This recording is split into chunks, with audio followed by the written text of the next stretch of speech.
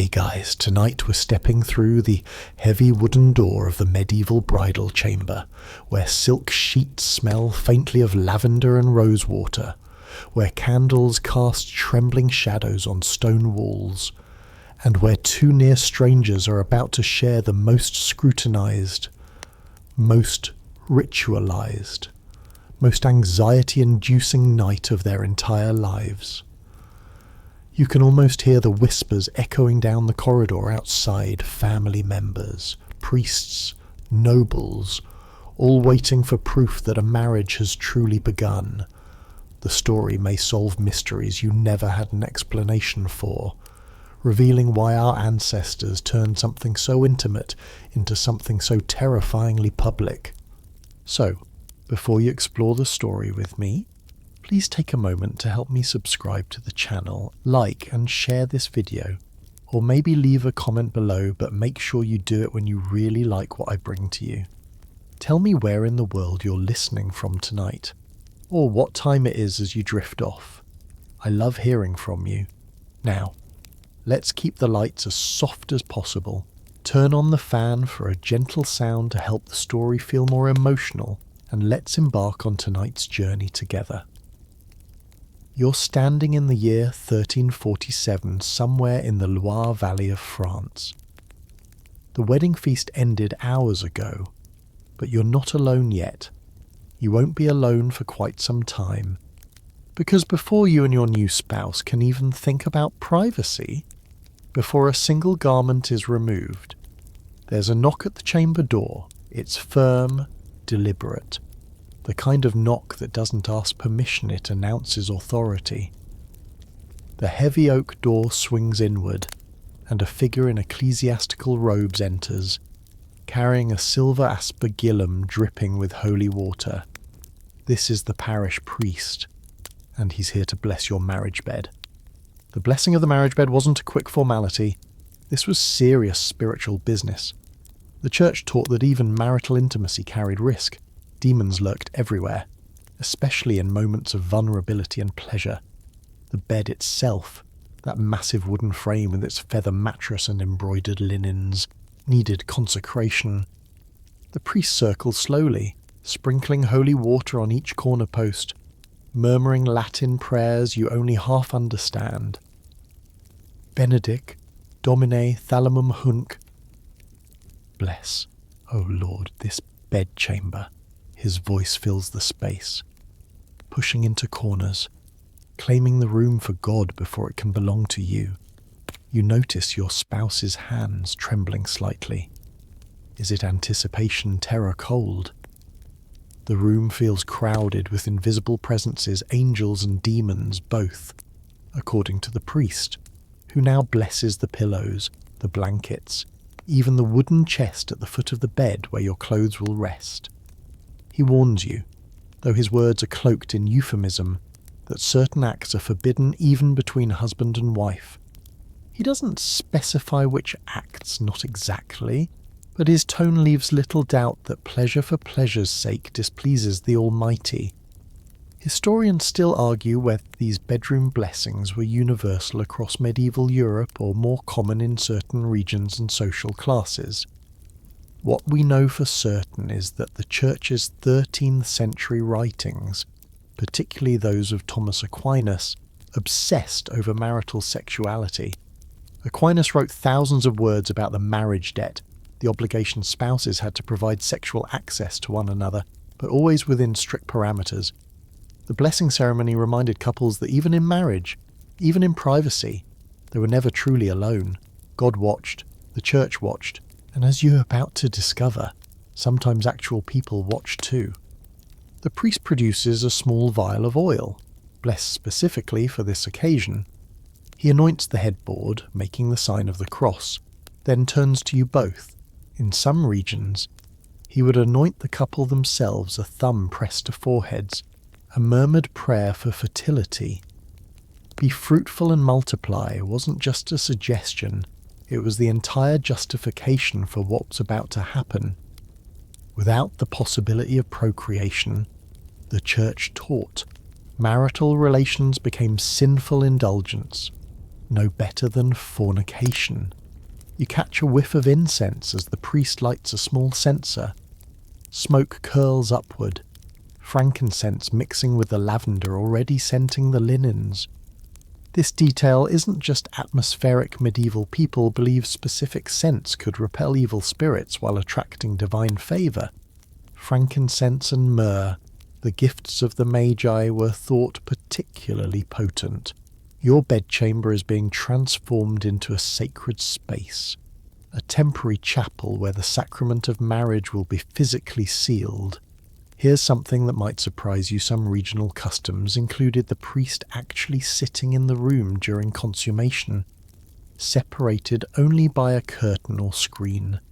He wouldn't watch. That would be scandalous, even by medieval standards, but his presence ensured everything remained spiritually proper. Imagine trying to relax knowing a man of God is sitting 10 feet away, rosary beads clicking softly in the darkness, ready to intervene if he hears anything that suggests sinful excess. The blessing finally concludes. The priest makes one final sign of the cross, this time over you both together, binding you not just legally but spiritually. As he withdraws toward the door, he reminds you that this union serves 3 purposes: procreation, obviously, the avoidance of sin through legitimate release, and mutual comfort. Notice which one he mentions last. Comfort, affection, love, these are acceptable but secondary. Your primary job tonight is biological and theological. The door closes behind him, but the weight of his presence lingers. The room smells like church now, like Sunday Mass, which is probably the least romantic association imaginable. You look at your spouse. Really look, perhaps for the first time, all day. The wedding ceremony was a blur of ritual and witnesses. The feast featured hundreds of eyes tracking your every gesture. And now, finally, you're alone. Except you're not. Because even though the priest has left, you can hear footsteps in the corridor outside, voices, hushed but audible, laughter, quickly stifled. Your mother-in-law is out there. Your father, his brothers, her sisters, the noble family who arranged this entire marriage, they're waiting. And they won't leave until they have confirmation that the marriage is real, complete, consummated. The blessed bed isn't yours yet. It belongs to family ambitions, property transfers, alliance politics. Your body, tonight, is a vessel for dynasty. The candles flicker as a draft sneaks through the shuttered window. Outside, in the castle courtyard or village square, you know that people are still celebrating, drinking, singing bawdy songs about what you're supposedly doing right now. Tomorrow morning, they'll expect evidence.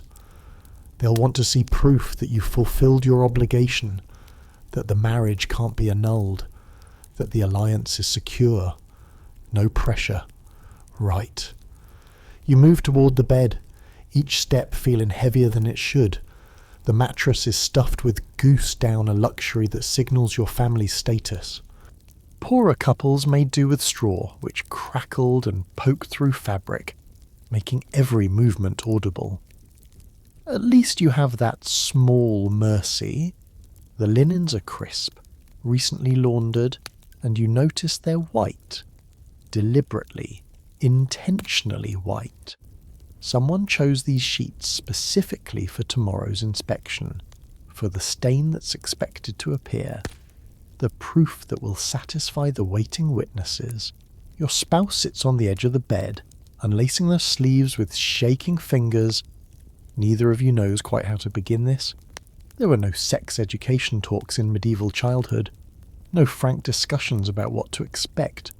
Girls learned from whispered conversations with married women, cryptic advice full of euphemisms. Boys learned from crude jokes and boasting, information filtered through bravado and misinformation. The church's official position was that sexual knowledge itself was dangerous, better to approach the marriage bed in innocent ignorance than with minds corrupted by understanding.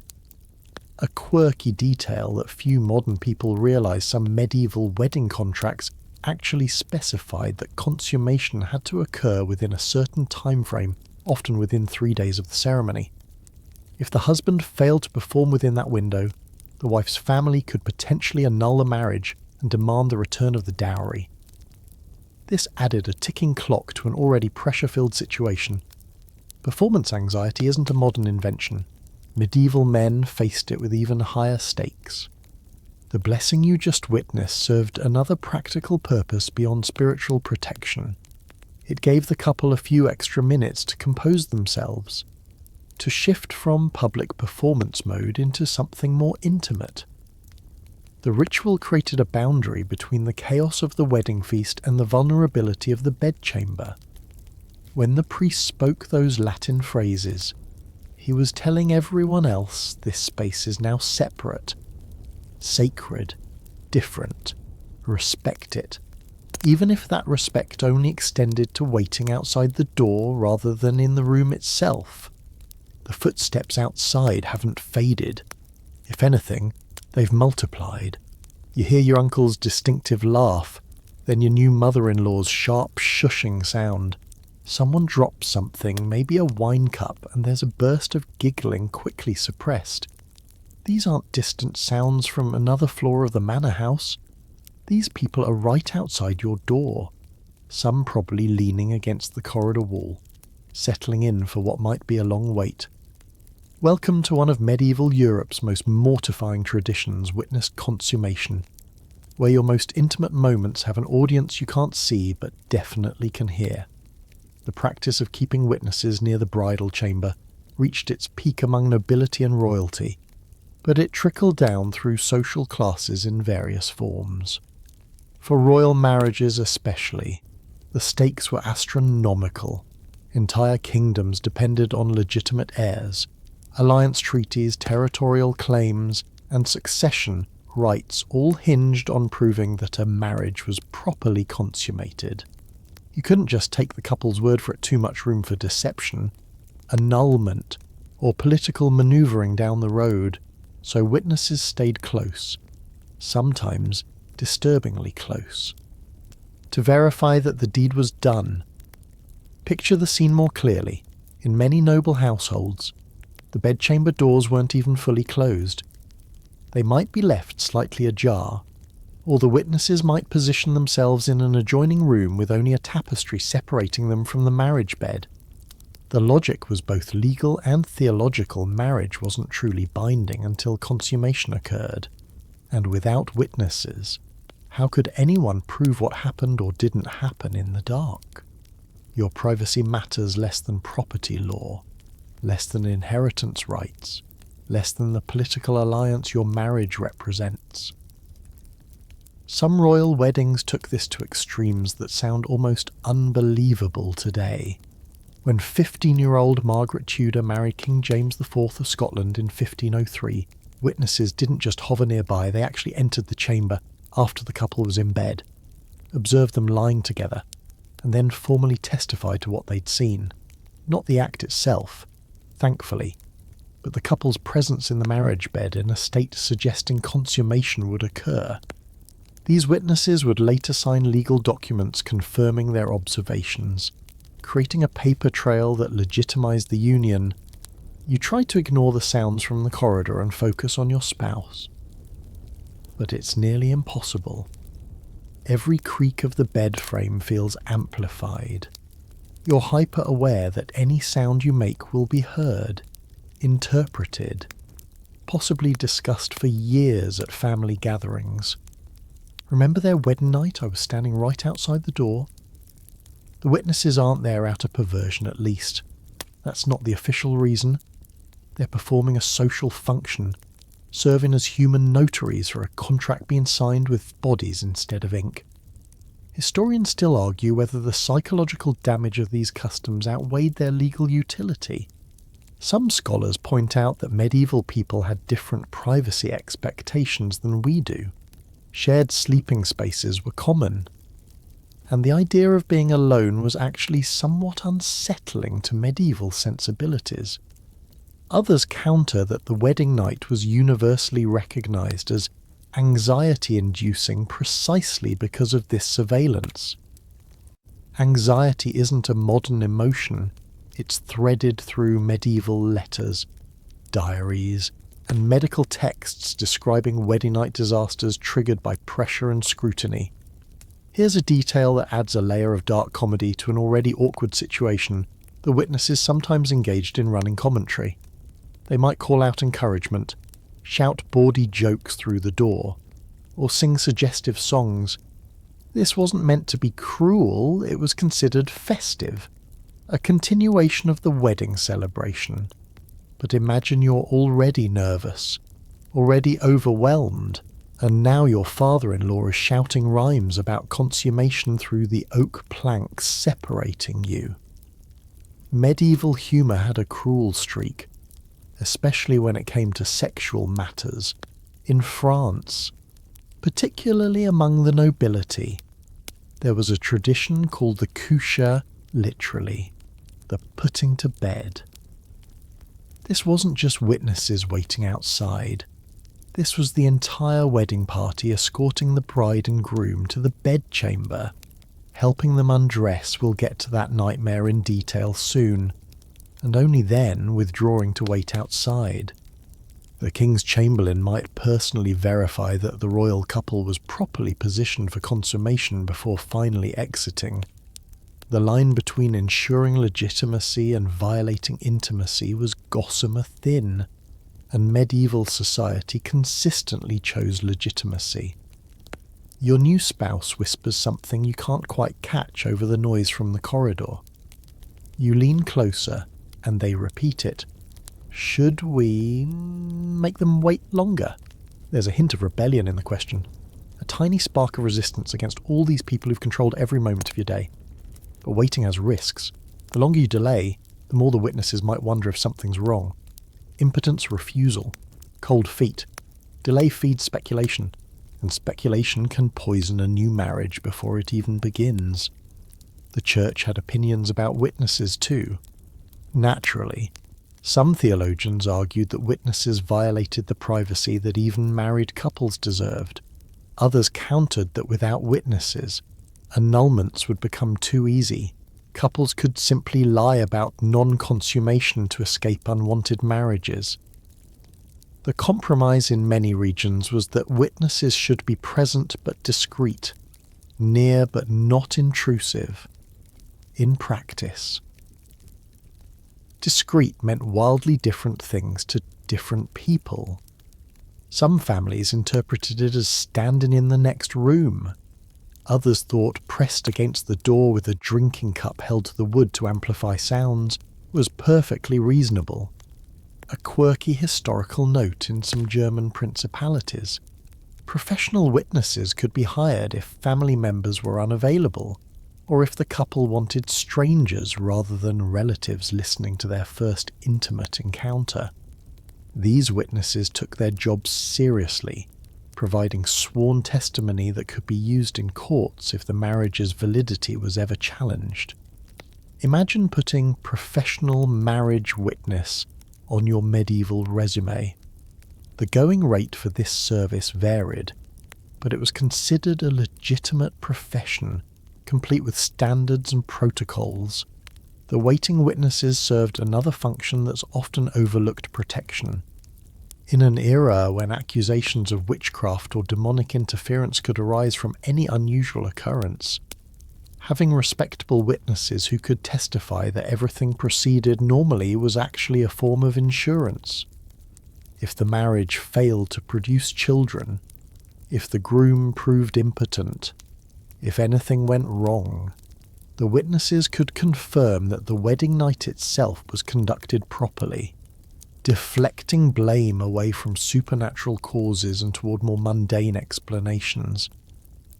You finally move closer to your spouse, trying to create a bubble of intimacy in this impossible situation. You're both thinking the same thing. How do you be genuine, vulnerable, tender, when you know a dozen people are tracking your every sound? Some couples according to later accounts, simply performed for the witnesses, making sufficient noise to satisfy expectations while actually doing very little, buying time until the household slept and real privacy arrived. Others went through with consummation mechanically, efficiently, treating it as one more wedding day obligation to check off the list. The architectural design of medieval manor houses and castles didn't help. Bedchambers often connected to other rooms through multiple doorways, sometimes without proper doors at all, just curtains or tapestries that muffled sound but created no real barrier. The grand bedchambers of the wealthy might have smaller adjoining rooms where personal servants slept, ready to assist at a moment's notice. Privacy as we understand it, 4 solid walls, a locked door. Assurance of solitude was a luxury even the rich rarely experienced. Your wedding night was just an extreme version of the daily reality that other people were always nearby. The sounds from outside shift. You hear someone, your brother. You think making a comment you can't quite make out, followed by raucous laughter. Then your mother's voice, sharp with reproach, silencing the group. A debate seems to be happening about whether the witnesses should remain or disperse, whether enough time has passed, whether their presence is helpful or harmful. You're not part of this debate, of course. You're the subject being discussed, not a participant in the discussion. Your agency in this moment extends only to what happens in this room, and even that feels negotiated, observed. Judged by people who will never admit they were listening but who will somehow know everything by morning. Morning arrives with pale light filtering through the shutters, and you're exhausted not just from the night itself but from the tension that preceded it. The performance anxiety that turned intimacy into obligation. Your spouse stirs beside you, and you both become immediately aware of what comes next. This is the moment you've been dreading almost as much as the witnesses outside the door. Someone will come for the sheet, that white linen beneath you. The one deliberately chosen for its pristine colour is about to become public evidence. The bloody sheet custom wasn't whispered about in corners, it was celebrated, displayed, sometimes even paraded through streets like a battle standard announcing victory. You hear footsteps approaching, decisive and purposeful. The knock is brief, barely a courtesy before the door opens. In walks your mother-in-law, or perhaps your own mother, or sometimes both together, along with her a few selected female relatives. Their faces are composed, businesslike, as if they're here to collect laundry rather than inspect the most intimate proof of your wedding night. They move straight to the bed, and you scramble out of it, wrapping yourself in a robe or blanket while they efficiently strip away the top sheet. They're looking for blood specifically, the blood that supposedly proves the bride's virginity was intact until last night. The sheet gets held up to the morning light, examined with an attention to detail that would make a crime scene investigator proud. Is that a stain? Yes, there it is, not large, but sufficient. Nods of approval circulate among the women. In some households, this sheet will now be taken to a window facing the street and hung out for neighbours to see. In others, it'll be preserved, folded carefully, and stored with important family documents. Some noble families kept these sheets for decades, producing them as evidence if anyone ever challenged the legitimacy of children born from the marriage. Your most intimate moment has become a museum artefact before breakfast. The practice varied wildly across medieval Europe. But the core concept remained consistent: virginity must be proven, and blood was the proof. In Spain, particularly in rural communities, the bloodied sheet might be displayed from a balcony while guests from the previous night's feast gathered below to cheer. Musicians might play, wine might flow, and the new husband's virility would be toasted alongside his bride's proven purity. The sheet became a certificate of authenticity, more valuable than any document a priest could sign. Historians still argue whether this custom genuinely protected women or simply subjected them to additional humiliation. Some scholars suggest it provided brides with a form of proof against accusations of previous sexual activity if you could produce the bloody sheet. Gossip couldn't touch you. Others point out the obvious: not all virgins bleed during first intercourse, and the custom created impossible pressure while leaving women vulnerable to suspicion and shame if their bodies didn't cooperate with social expectations. Here's where medieval creativity took a dark turn. Everyone knew, though few spoke about it openly, that not every bride would bleed. Maybe she was athletic, maybe her hymen was unusually elastic, maybe any number of perfectly normal anatomical variations made bleeding unlikely. So backup plans existed. A small vial of chicken blood tucked under a pillow, a sharp pin hidden in the bed frame to produce a deliberate scratch, berries crushed against the sheet in the night's confusion. These weren't discussed at respectable tables, but midwives knew about them. Mothers whispered about them, and some brides came to their wedding beds prepared with secret insurance policies. The pressure created a bizarre marketplace. In some Italian cities, women could discreetly purchase small bladders filled with animal blood, designed to be crushed at the crucial moment. These devices weren't technically illegal, but they operated in a moral grey area. Using one meant deceiving your husband, your family, the witnesses, possibly God himself, but it also meant avoiding social catastrophe. Some brides made the calculation that a small deception was worth avoiding a lifetime of suspicion or even annulment. You watch as your mother-in-law carefully folds the sheet, her expression satisfied. She's relieved. You realise your performance last night, yours and your spouse's, reflects on her family's honour too. If there had been no blood, questions would have arisen. Was the bride actually a virgin? Was she damaged goods foisted onto an unsuspecting groom? Did the marriage even truly occur? Or did the couple simply sleep side by side, leaving the union unconsummated and therefore voidable? The sheet answers all these questions with a single rust-coloured stain. In some regions, the inspection went beyond just the sheet. The bride herself might be examined by midwives or elderly female relatives, women who considered themselves experts in determining whether sexual activity had occurred. They might check for signs of recent intercourse, looking for physical evidence that complemented or contradicted what the sheet revealed. This examination could happen immediately after the wedding night or sometimes even before, with one check to confirm virginity before the ceremony and another to confirm its loss afterward. Medical knowledge in the medieval period was primitive, often wrong, but confidence was never lacking. A particularly grim detail if no blood appeared and the bride couldn't explain its absence. Accusations could escalate quickly. In extreme cases, marriages were annulled based on the missing blood evidence, with the bride returned to her family in disgrace. Her future marriage prospects evaporated. Whispers followed her everywhere. Was she promiscuous? Was she damaged? Was she cursed? The sheet's verdict was difficult to appeal, carrying more weight than the couple's own testimony about what occurred in the darkness. Royal weddings took a sheet inspection to theatrical extremes.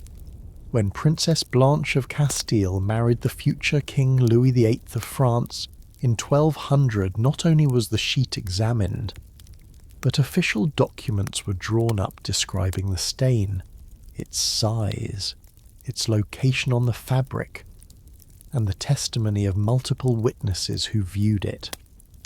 These documents were filed with other crucial state papers, preserved alongside treaties and land deeds. The sheet itself might be displayed at court, shown to visiting dignitaries as proof of the marriage's legitimacy and the future heir's unquestionable lineage. The custom also created an odd sort of black market in vintage wedding sheets. Noble families sometimes kept these bloodied linens for generations, as mentioned, but occasionally they'd resurface in inheritance disputes or legitimacy challenges decades later. Imagine sitting in a medieval courtroom while lawyers argue over a 60-year-old stained sheet, debating whether it proves your grandmother's virtue and therefore your right to inherit property. The sheet that embarrassed you on your wedding morning might become your grandchildren's most important legal asset. Here's a quirky twist that shows medieval ingenuity. Some families developed elaborate rating systems for the blood evidence. A small stain might be acceptable, but unremarkable. A larger stain indicated vigorous consummation and was celebrated more enthusiastically. Too much blood. However, and concerns arose, was the husband too rough? Was the bride injured? Would there be lasting damage that might affect fertility? The Goldilocks principle applied: not too little, not too much, but just right. You couldn't win. Really, whatever your body produced would be judged, evaluated, assigned meaning beyond your control, the morning after your wedding, as your mother-in-law exits with the folded sheet tucked under her arm like a trophy. You feel the full weight of what just happened. Your virginity, your body's response, your most intimate experience, all of it reduced to a piece of fabric that strangers will examine and discuss. You'll hear about this sheet for years. At family gatherings, someone will inevitably mention it, usually in the form of a joke you're expected to laugh at. Remember when we all saw the proof, they'll say, nudging each other, while you smile tightly and change the subject. Your spouse looks as drained as you feel. Did they enjoy last night? Did you? It's hard to say when the entire experience was so clouded by obligation and observation. Some medieval couples, according to scattered letters and diary entries that survived, managed to find genuine connection even within these oppressive customs. Others simply endured, counting the wedding night as one more duty performed, one more social requirement satisfied. Love, if it came at all, would have to develop later, in stolen moments of actual privacy that might be months or years away. The scrutiny didn't end with the bloody sheet. The church, that omnipresent voice regulating every aspect of medieval life, had detailed opinions about what happened under those blessed linens. You might assume that once married, couples had freedom to express intimacy however they wished after all. The church encouraged procreation. Right, wrong. Medieval theologians, particularly those writing between the 11th and 15th centuries, produced extensive manuals outlining exactly which sexual positions were permissible, which were sinful, and which were so horrifically wrong they required immediate confession and severe penance. Thomas Aquinas, that towering intellectual of the 13th century, devoted substantial portions of his Summa Theologica to marital sexuality. According to Aquinas and theologians who followed his reasoning, there was essentially one acceptable position: man on top, woman beneath, face to face. This arrangement was called the natural position because it theoretically maximized the possibility of conception while minimizing pleasure, especially female pleasure, which the church viewed with deep suspicion. Any deviation from this position ranged from venial sin to mortal sin, depending on how far you strayed from the approved template. Why such specificity? The church taught that sexual pleasure, even within marriage, was dangerous because it echoed the forbidden fruit that caused humanity's fall from Eden. Intercourse was permissible only because procreation required it, and even then, couples should approach the act with solemn duty rather than enthusiasm. Enjoying sex too much suggested you were engaging in it for pleasure rather than procreation, which transformed a holy obligation into a sinful indulgence. You were supposed to conceive children while feeling as little pleasure as possible, a truly remarkable feat of mental gymnastics. The band positions read like a bizarre medieval Kama Sutra in reverse, woman on top absolutely forbidden. This position was called the wife's abuse of her husband, and was considered particularly grave because it inverted the natural order women should be submissive, not dominant, even in the marriage bed. From behind, also prohibited, too animalistic, too similar to how beasts coupled, therefore degrading to human dignity, side by side suspect, because it suggested leisure and mutual pleasure rather than procreative efficiency. Standing up. Don't even think about it, completely contrary to conception, and therefore completely sinful. Oral contact of any kind was so forbidden that confession manuals often used euphemisms to discuss it, and priests were instructed not to mention such acts unless a penitent specifically confessed to them. The reasoning was that informing people about these possibilities might inspire them to try, planting sinful seeds in innocent minds. Better to leave married couples ignorant of options than risk expanding their sexual repertoire beyond the missionary position. Knowledge itself was dangerous when it came to bedroom activities. Historians still argue about how strictly these rules were actually followed. Did average medieval couples really limit themselves to one position? Or did they nod along when the priest lectured about proper conduct, then do whatever they pleased once alone? We'll never know with certainty, but the sheer volume of prohibitions in church documents suggests someone was doing the forbidden things. Otherwise, why keep writing new rules? The church doesn't typically spend centuries condemning behaviours nobody engages in.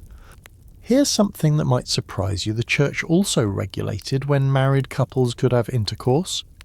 Certain days were completely off limits. No sex on Sundays. Obviously that was the Lord's Day, reserved for worship, not physical pleasure. No sex on Wednesdays or Fridays either. The traditional fasting days. No sex during Lent. That 40-day stretch before Easter. No sex during Advent. The weeks before Christmas. No sex during menstruation, which was considered both medically dangerous and spiritually polluting. No sex during pregnancy once conception occurred. The procreative justification evaporated. No sex while breastfeeding, which could last 2 or 3 years per child. Add it all up, and the church approved of marital relations perhaps 40 to 60 days per year. The rest of the time, couples were expected to practice abstinence or risk sinning. Of course, theologians recognized this was difficult, so they created the concept of the marriage debt if one spouse requested intercourse. The other was obligated to provide it, even on forbidden days, because refusing might drive the requesting spouse to adultery or worse sins. This created a bizarre calculus where having sex on Sunday was sinful, but refusing your spouse's request was also sinful, so you had to choose which sin to commit. The confession manuals used by medieval priests included detailed questions about sexual conduct. If you confess to marital relations, the priest might ask, which position? What day was it necessary for procreation or done for pleasure? Did you use any methods to prevent conception? This level of interrogation meant your sex life, supposedly private after the wedding night witnesses finally left, remained under constant theological surveillance. God's representatives wanted detailed reports about what happened in your bed and when. Birth control was, naturally, completely forbidden. Any attempt to prevent conception transformed the sexual act from potentially holy to definitively sinful. Withdrawal before completion, sin. Herbal contraceptives, sin. Timing intercourse to avoid fertile periods if done deliberately, probably sin, though there was theological debate about whether it was sinful to simply know when conception was unlikely, even within marriage, even in the approved position, on an approved day.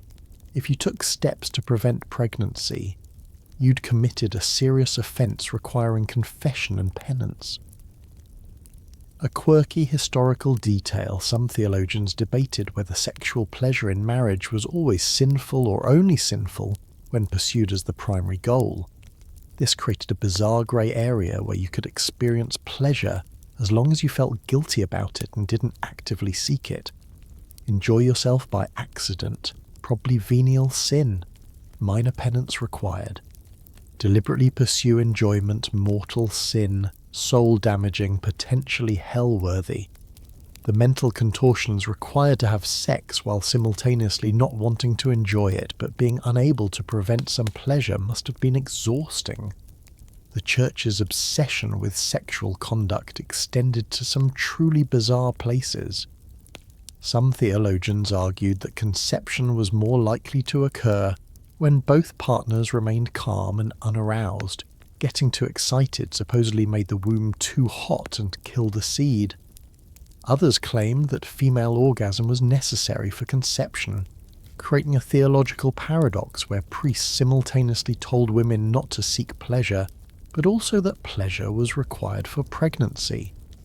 Medieval medicine and theology often contradicted each other spectacularly, leaving married couples to navigate impossible expectations. Do you remember those witnesses outside your door on the wedding night? They weren't just verifying that consummation occurred, they were supposedly also listening to ensure it occurred properly. Excessive noise. Sounds suggesting forbidden positions or too much pleasure could theoretically be reported to the local priest. Whether this actually happened is unclear, but the threat existed, adding another layer of anxiety to an already stressful situation. Even your moans and sighs were being judged for theological correctness. The punishment for violating these sexual rules varied. Minor infractions might require saying extra prayers, fasting for a few days, or making a small donation to the church. More serious violations practicing the unnatural vice of contraception, for instance, could require months of public penance, standing outside the church in sackcloth while the congregation filed past on Sundays. Repeat offenders might be denied communion, effectively excommunicating themselves from the community. Your bedroom choices could have very public consequences. Some regional variations existed. Mediterranean Catholic countries tended to be slightly more relaxed than Northern European ones, perhaps due to different cultural attitudes about passion and pleasure. Eastern Orthodox Christianity had different rules, generally less restrictive about positions but equally concerned about holy days and procreative intent. Jewish communities in medieval Europe followed Talmudic law, which was actually more permissive about marital pleasure, recognizing it as a wife's right. An interesting contrast to Christian doctrine. But if you were a Christian medieval couple, and most were, the church's rules governed your intimate life whether you liked it or not. Before your wedding night even began, before the witnesses gathered and the priest blessed the bed, there was sometimes another ritual that sounds almost unbelievable to modern ears, the consummation inspection. For royal and high noble marriages especially, too much was at stake to rely on bloody sheets and witness testimony alone. Political alliances worth kingdoms, dowries representing fortunes, succession rights determining which family would rule for generations, these couldn't be left to chance or deception. So in some cases, brides were physically examined before the wedding to confirm virginity, and both bride and groom might be examined afterward to verify that consummation actually occurred. Imagine standing in a cold stone chamber, perhaps the afternoon before your wedding ceremony, knowing what's about to happen. Several women enter midwives, female physicians if any are available. Elderly noble women considered expert in these matters. They're here to examine you, to literally verify that your hymen is intact, that you're bringing an undamaged body to the marriage. You're instructed to lie down, to allow them access to your most private parts, to submit to prodding fingers and clinical assessment. Your mother might be present, your future mother-in-law certainly is, and perhaps a court official taking notes for the official record. These pre-wedding inspections happen most famously in French royal marriages. When Marie Antoinette married the future Louis XVI in 1770, she underwent this examination. Though that's technically beyond the medieval period, the practice had medieval roots stretching back centuries. The examiners would write detailed reports, hymen intact, no signs of previous sexual activity, bride confirmed suitable for royal marriage. These documents were filed with other state papers, becoming part of the permanent record. Your anatomy described in bureaucratic language, your body's intimate details preserved in archives that historians would study centuries later. The post-consummation examinations were even more invasive. In some cases, within hours of the wedding night, both bride and groom would be examined separately. For the bride, midwives check for signs of recent intercourse, the torn hymen, any bruising or stretching, perhaps semen residue. Medieval medical knowledge was primitive, but practitioners were confident in their ability to determine whether sex had occurred. For the groom, the examination focused on capability. Was he anatomically normal? Was there evidence he'd recently been aroused and completed the act?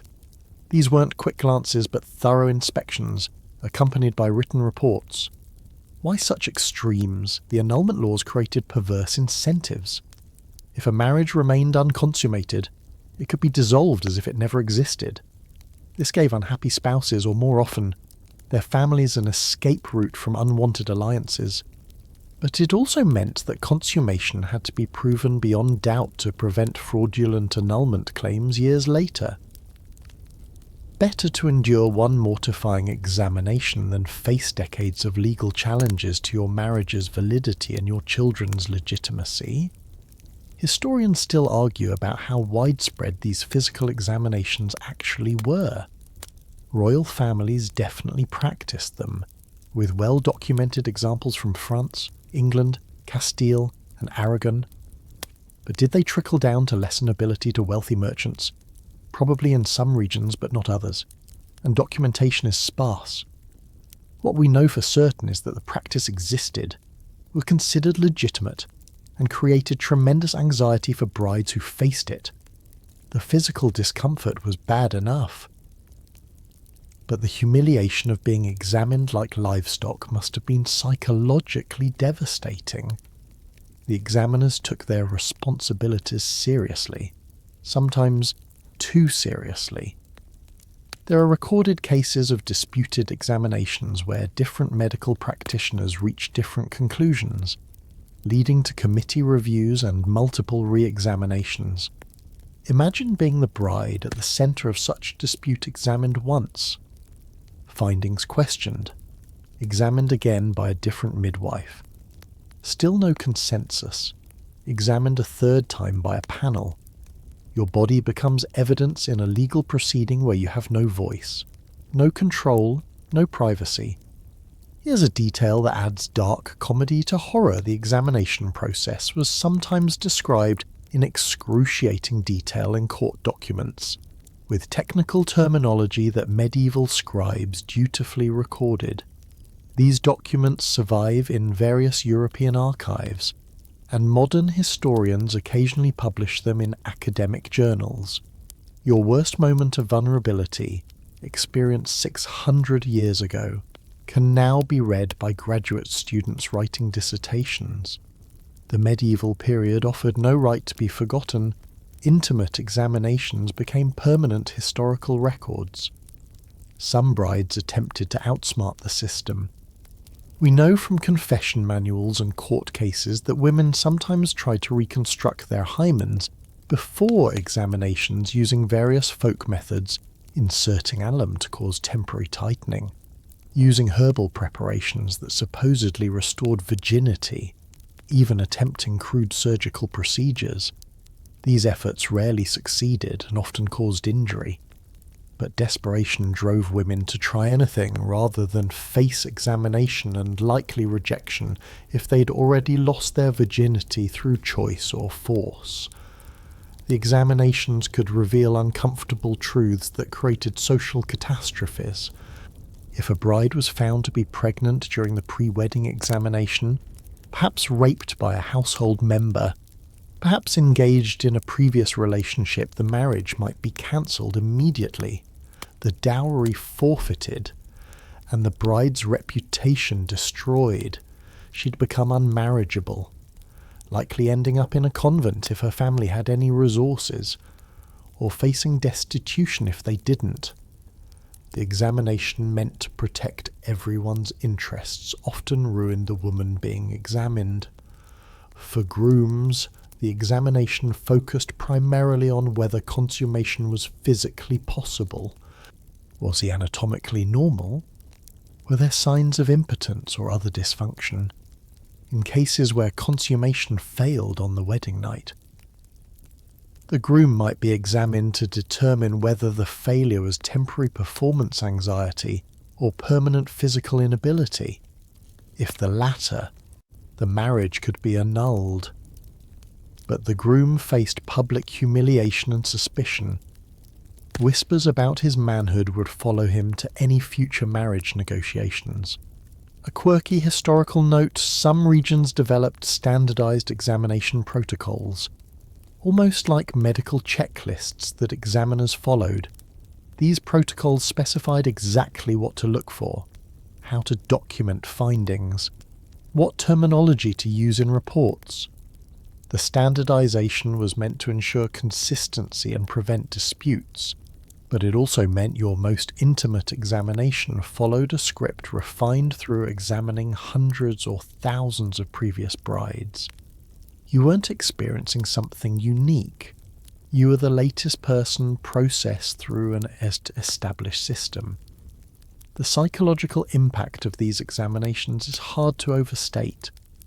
Modern trauma psychology recognizes forced intimate examinations as potentially deeply damaging, capable of causing lasting distress.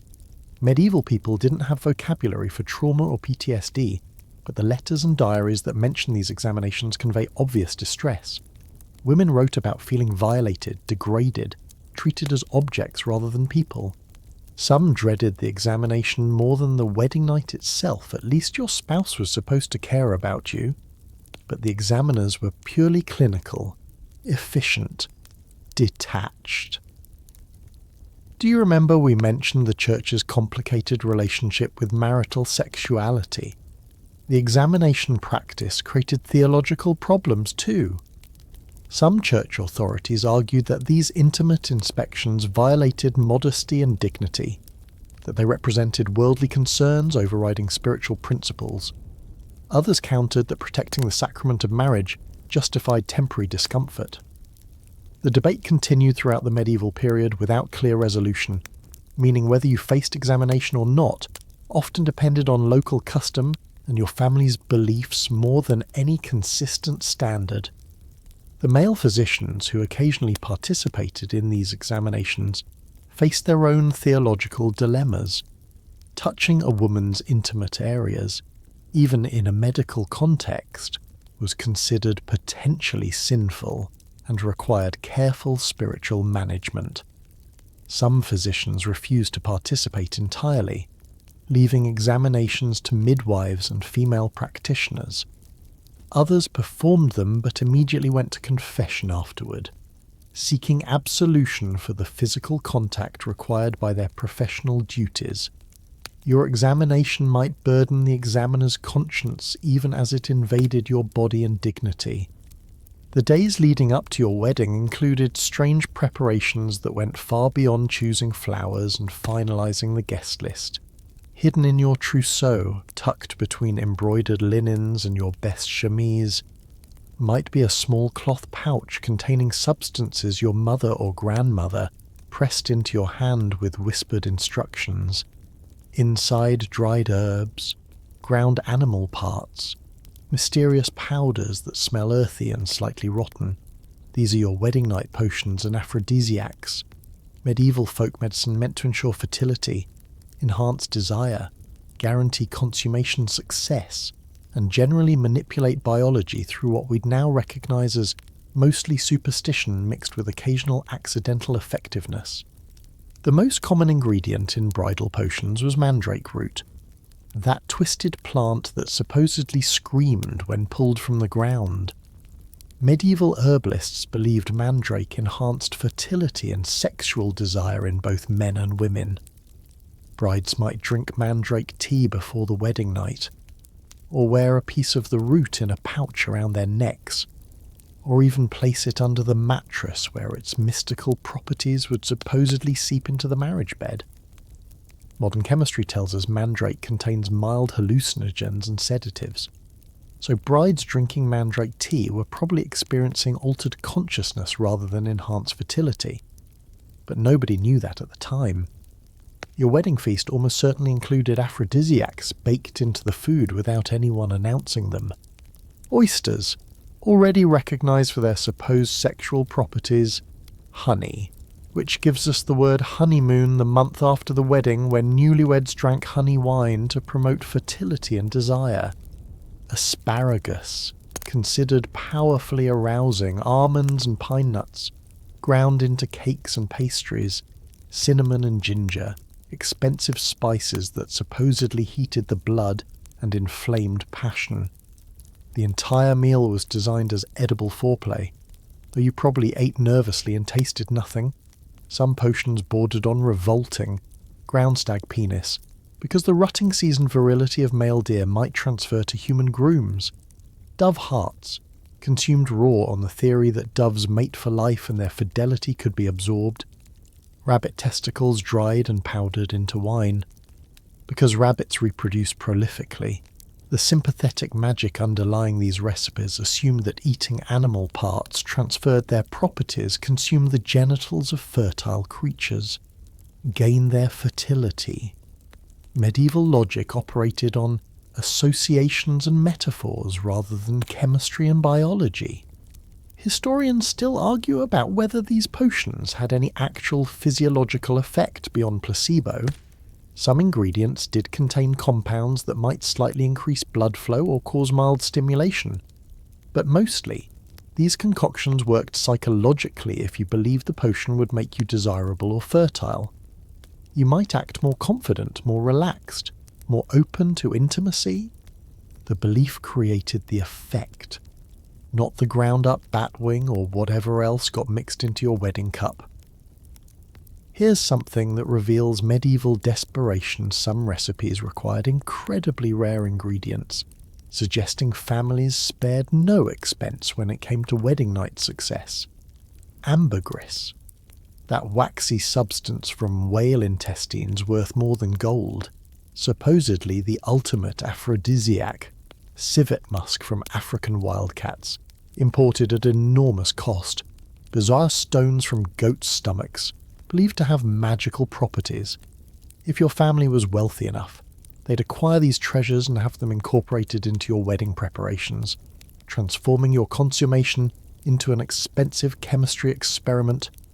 The church officially condemned many of these potions, considering them witchcraft or at minimum trafficking with superstition, rather than trusting God's plan for fertility. But even devout Christians used them, creating cognitive dissonance they resolved by thinking. The priest blesses the bed, we drink the herbal tea, surely covering all bases is prudent. Some couples actually asked priests to bless their potions, baptizing the folk magic to make it theologically acceptable. Priests sometimes complied, sometimes refused, depending on personal theology and how much pressure the family applied. Female-specific potions focused obsessively on ensuring pregnancy. Your mother or mother-in-law might give you a draught of vervain and mugwort, herbs associated with women's mysteries and uterine health. Lady's mantle, whose leaves collect dew in a way that resembled female anatomy to medieval eyes, was brewed into bitter tea. Raspberry leaf, blessed thistle, red clover, an entire pharmacopoeia of plants believed to prime the womb for conception. Some of these actually do affect hormones or uterine tissue, though not in the magical ways medieval women believed.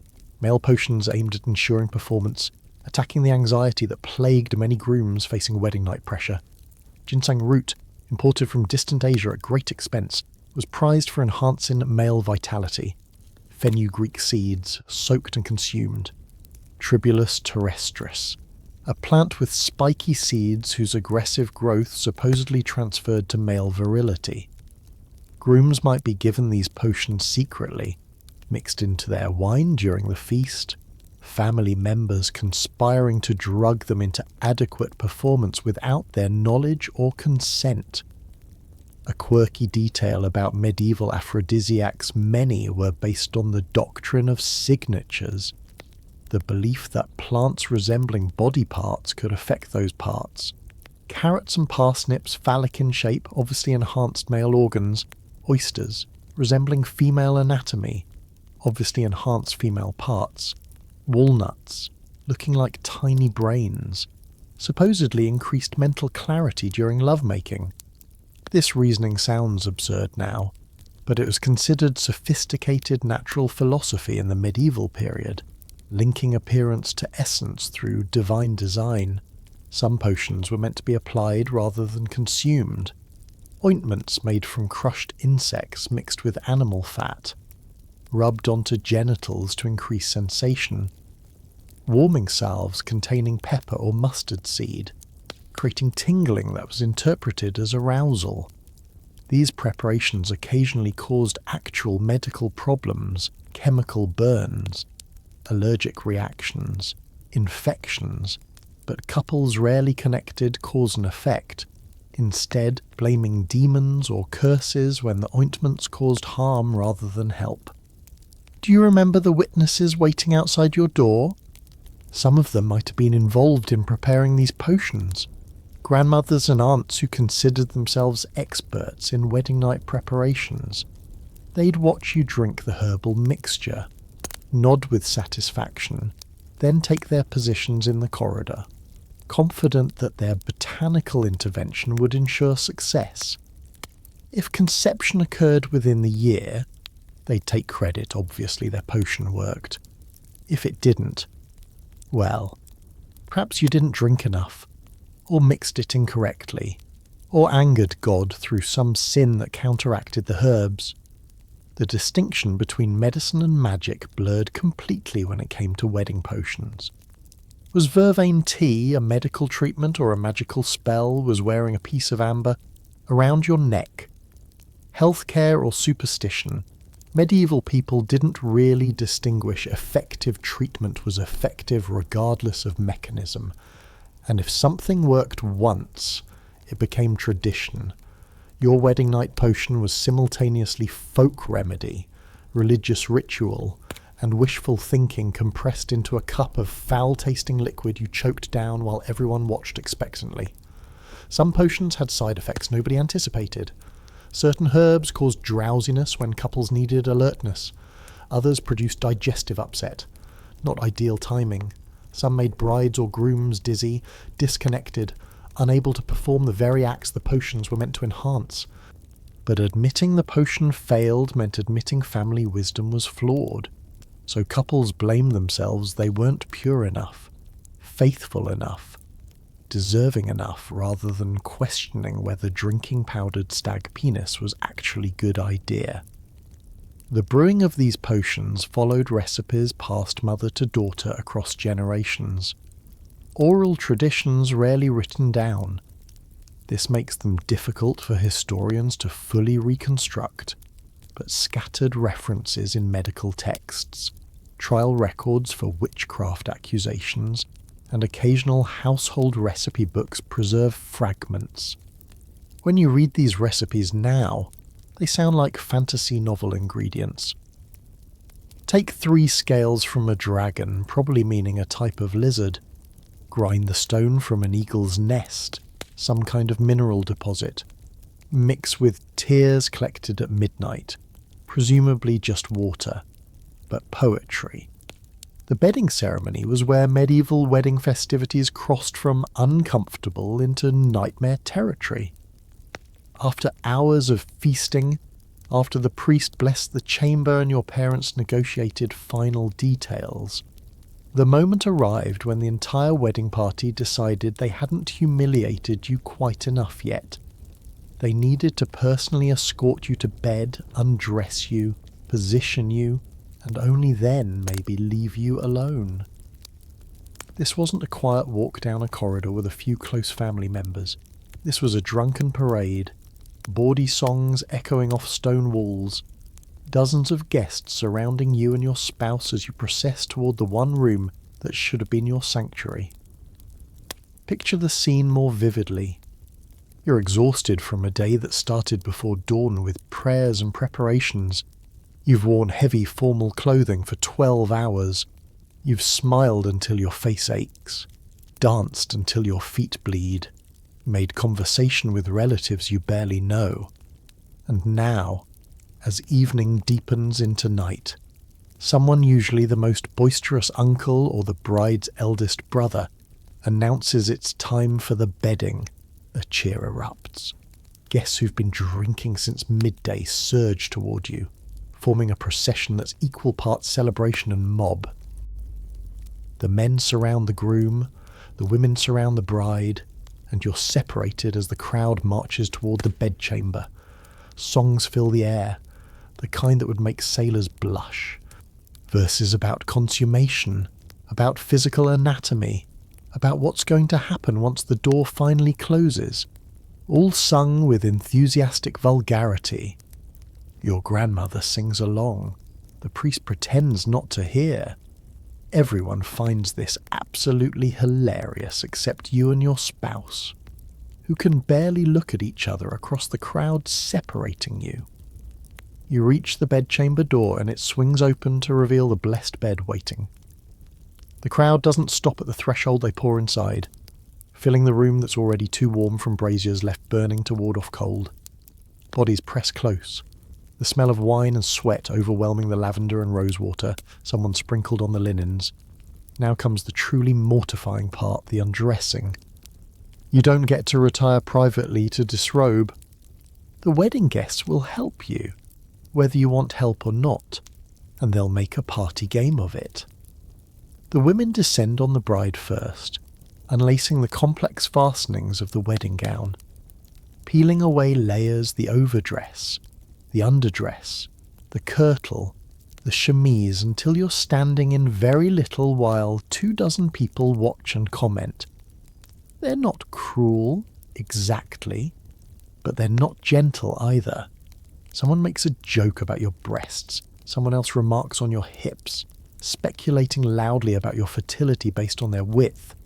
Your body is being appraised like a horse at market while you stand frozen, unable to protest because this is tradition, custom, the way things are done. Across the room, the men perform the same service for the groom. His doublet comes off, then his shirt, his hose peeled down while friends slap his back and make suggestions for the night ahead. If he shows any sign of arousal, it is pointed out immediately to raucous laughter. If he doesn't, that's pointed out too with mock concern. Need some help there, perhaps another cup of wine. The poor man is caught between impossible expectations, simultaneously supposed to demonstrate virility and maintain some shred of dignity, while his clothes disappear in front of an audience. Historians still argue about whether couples were stripped completely naked during bedding ceremonies or left in their final layer of undergarments. It varied by region, social class, and family preference. Some sources describe brides and grooms completely nude, helped into bed while guests watched.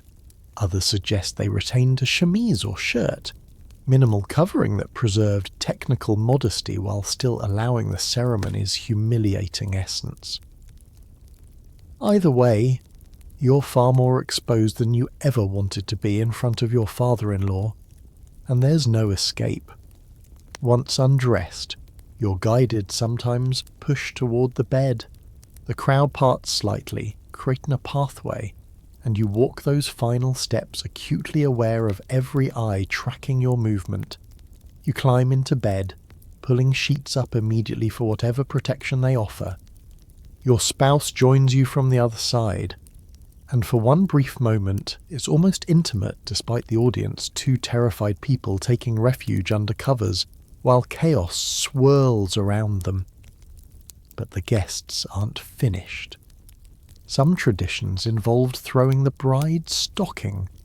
Young men would stand at the foot of the bed and toss her stockings toward the couple. Hitting the groom supposedly predicted who'd marry next, or the women would throw the groom's hose, aiming for the bride's face. This devolved into a throwing game with everyone laughing while you and your spouse duck flying clothing. The symbolism was overtly sexual. These were items that touched intimate areas, now being tossed around like party favours, and nobody felt any shame about it. In some French regions, the guests prepared a special posset, a drink of spiced wine and eggs, and brought it to the bed, insisting the couple sit up and consume it while everyone watched. The drink supposedly enhanced fertility and pleasure, but really it was one more excuse for the party to continue. You'd sit there, sheet clutched to your chest, trying to sip the posset with dozens of faces inches from yours, voices shouting advice and commentary that made you wish the earth would open and swallow you whole. A particularly cruel tradition involved the younger guests hiding in the room after everyone supposedly left. You'd think privacy finally arrived, begin to relax slightly, maybe turn to speak to your spouse and someone would leap from behind a tapestry shouting surprise, triggering another round of laughter from co-conspirators. This prank could happen multiple times before the couple finally secured actual solitude, creating paranoia that destroyed any possibility of genuine intimacy for hours. Some regions practiced barring the door, where guests would pretend to leave but then push back inside if the couple tried to bar the door too quickly. It became a physical struggle, the newlyweds attempting to secure privacy, the guests forcing their way back in just one more time for additional jokes and songs. The door might be pushed open and slammed shut half a dozen times before the couple finally won the battle. By then, you're angry, exhausted, and intimacy is the last thing on your mind. Here's a quirky detail that shows medieval humour's dark edge. Some guests would return later in the night, after the couple presumably consummated the marriage, to serenade them with more bawdy songs. This Charivari tradition involved banging pots, singing loudly, generally creating noise designed to interrupt post-coital rest.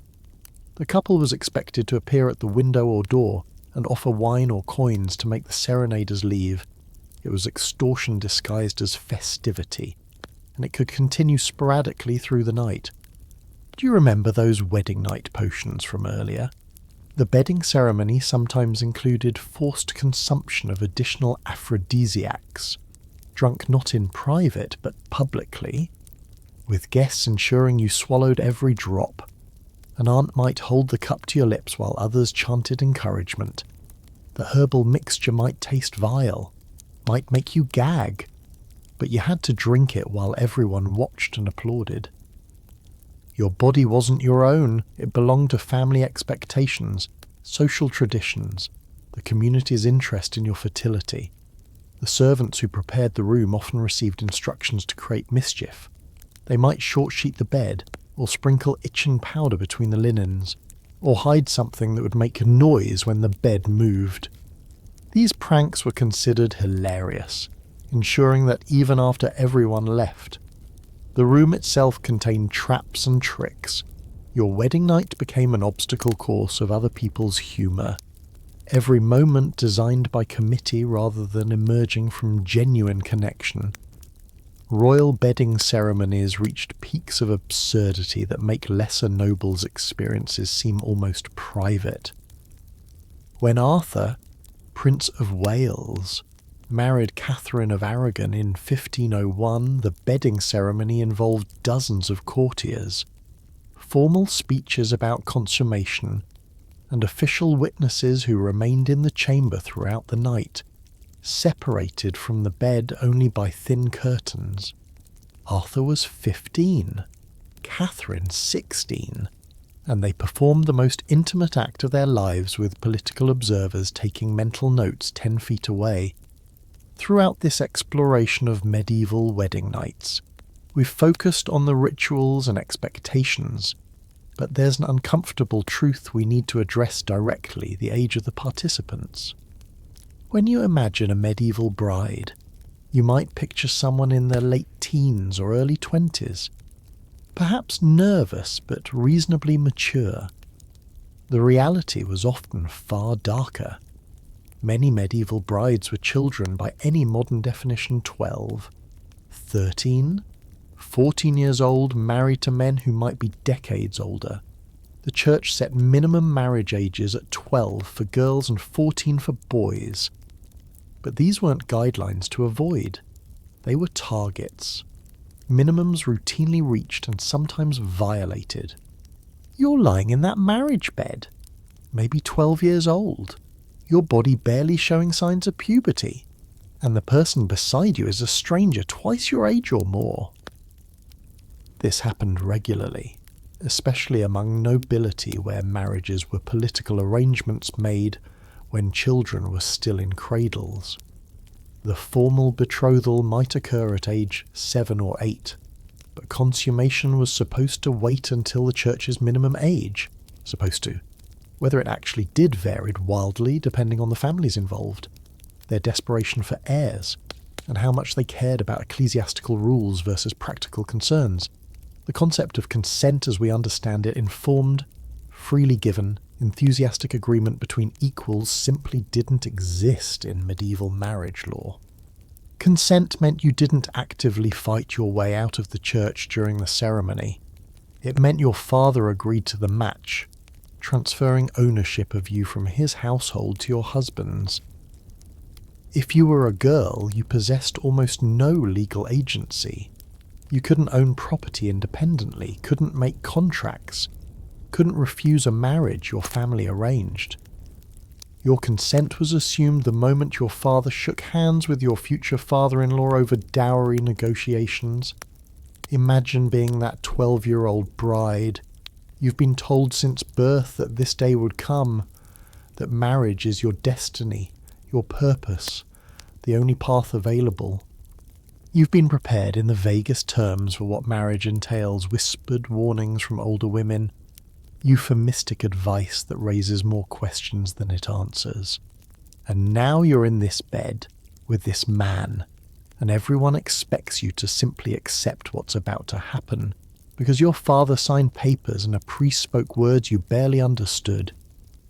Where's the room for refusal, for saying, "I'm frightened, I'm not ready, I don't want this"? There isn't any. The age disparity created power imbalances that modern minds recognise as inherently problematic. A 35-year-old man marrying a 13-year-old girl wasn't seen as predatory, it was strategic. He gained a young, fertile wife who'd produce many children. Her family gained connections to his wealth or title. She gained nothing she wanted, but everything society told her she should want: security, status, legitimacy. The marriage bed became the location where these transactions were physically sealed, regardless of whether the younger party understood or desired what was happening. Historians still argue about how to characterize these marriages without imposing modern values on medieval contexts. Some scholars emphasize that medieval people had different life expectancies, different concepts of childhood, different social structures that make direct comparison to modern child abuse complicated. Others counter that a frightened 12-year-old experiencing unwanted sexual contact with an adult is traumatized regardless of historical context, that suffering transcends time periods, that we can acknowledge medieval practices were normal for that era while still recognizing them as harmful. Here's what complicates the narrative further. Not all medieval marriages followed the child-bride pattern. Among peasants and urban workers, marriages typically occurred later men in their mid-20s, women in their late teens or early 20s. These couples married when they'd accumulated enough resources to establish households, when they'd learned trades or crafts, when they possessed some degree of life experience. The horrifying child marriages concentrated among nobility and wealthy merchants, where property and politics outweighed personal readiness. But those noble marriages set the cultural tone, created the legal frameworks that appeared in the chronicles and records that survived. When we discuss medieval marriage customs, we're often describing practices of the elite, the 5% whose lives were documented, not the peasant majority whose marriages might have been marginally more age-appropriate. Still, even among peasants, a 19-year-old man marrying a 14-year-old girl wasn't unusual, and that age gap, combined with total male authority within marriage, created dynamics we'd now recognise as coercive. The physical consequences of child marriage were often devastating. Girls married at 12 or 13 and immediately pregnant faced mortality rates that make modern medical professionals shudder. Their bodies weren't ready for pregnancy or childbirth. Complications obstructed labour, fistulas, hemorrhaging. Infection killed young brides at horrifying rates. Those who survived often suffered permanent injuries. But the pressure for heirs was relentless. Your value as a wife centred entirely on producing children, preferably sons, so pregnancy began immediately after menarche, whether your body could handle it or not. Some girls were married even before the church's minimum age, through betrothal contracts that included cohabitation clauses. You might be sent to live in your future husband's household at age 9 or 10, technically still unconsummated but already removed from your family, already under his control. These situations created opportunities for abuse that nobody monitored or prevented. If consummation occurred before the legal age, who would report it? The girl had no advocates. The husband controlled the household, and early pregnancy was often welcomed as proof of fertility. Do you remember the emphasis on virginity we discussed earlier? That obsession hit differently when the bride was a child. The bloody sheet proved not just premarital chastity, but also that she was young enough to still possess an intact hymen. Adult women who'd ridden horses extensively, engaged in physical labour, or simply had anatomical variations might not bleed during first intercourse, but children almost certainly would, making child marriage a perverse guarantee of that valued blood evidence. The custom incentivized younger brides, with all the horror that implies. The question of consent becomes even murkier when we consider that many medieval people married partners they'd never met before the wedding day. You're 12 years old, and the first time you see your husband's face is when he's standing beside you at the altar, that night, in the marriage bed. You're expected to accept intimacy with this complete stranger. There's no dating period, no courtship where affection might develop, no time to build trust or understanding. The wedding ceremony transforms you from child to wife in a few hours, and your body is expected to catch up instantly with your new legal status. A quirky but disturbing historical detail, some marriage contracts included provisions for delaying consummation if the bride seemed too young or underdeveloped. But these clauses existed to protect the husband's investment, not the girl's well-being. The concern was that pregnancy might kill her before she produced multiple heirs, wasting the dowry and political alliance.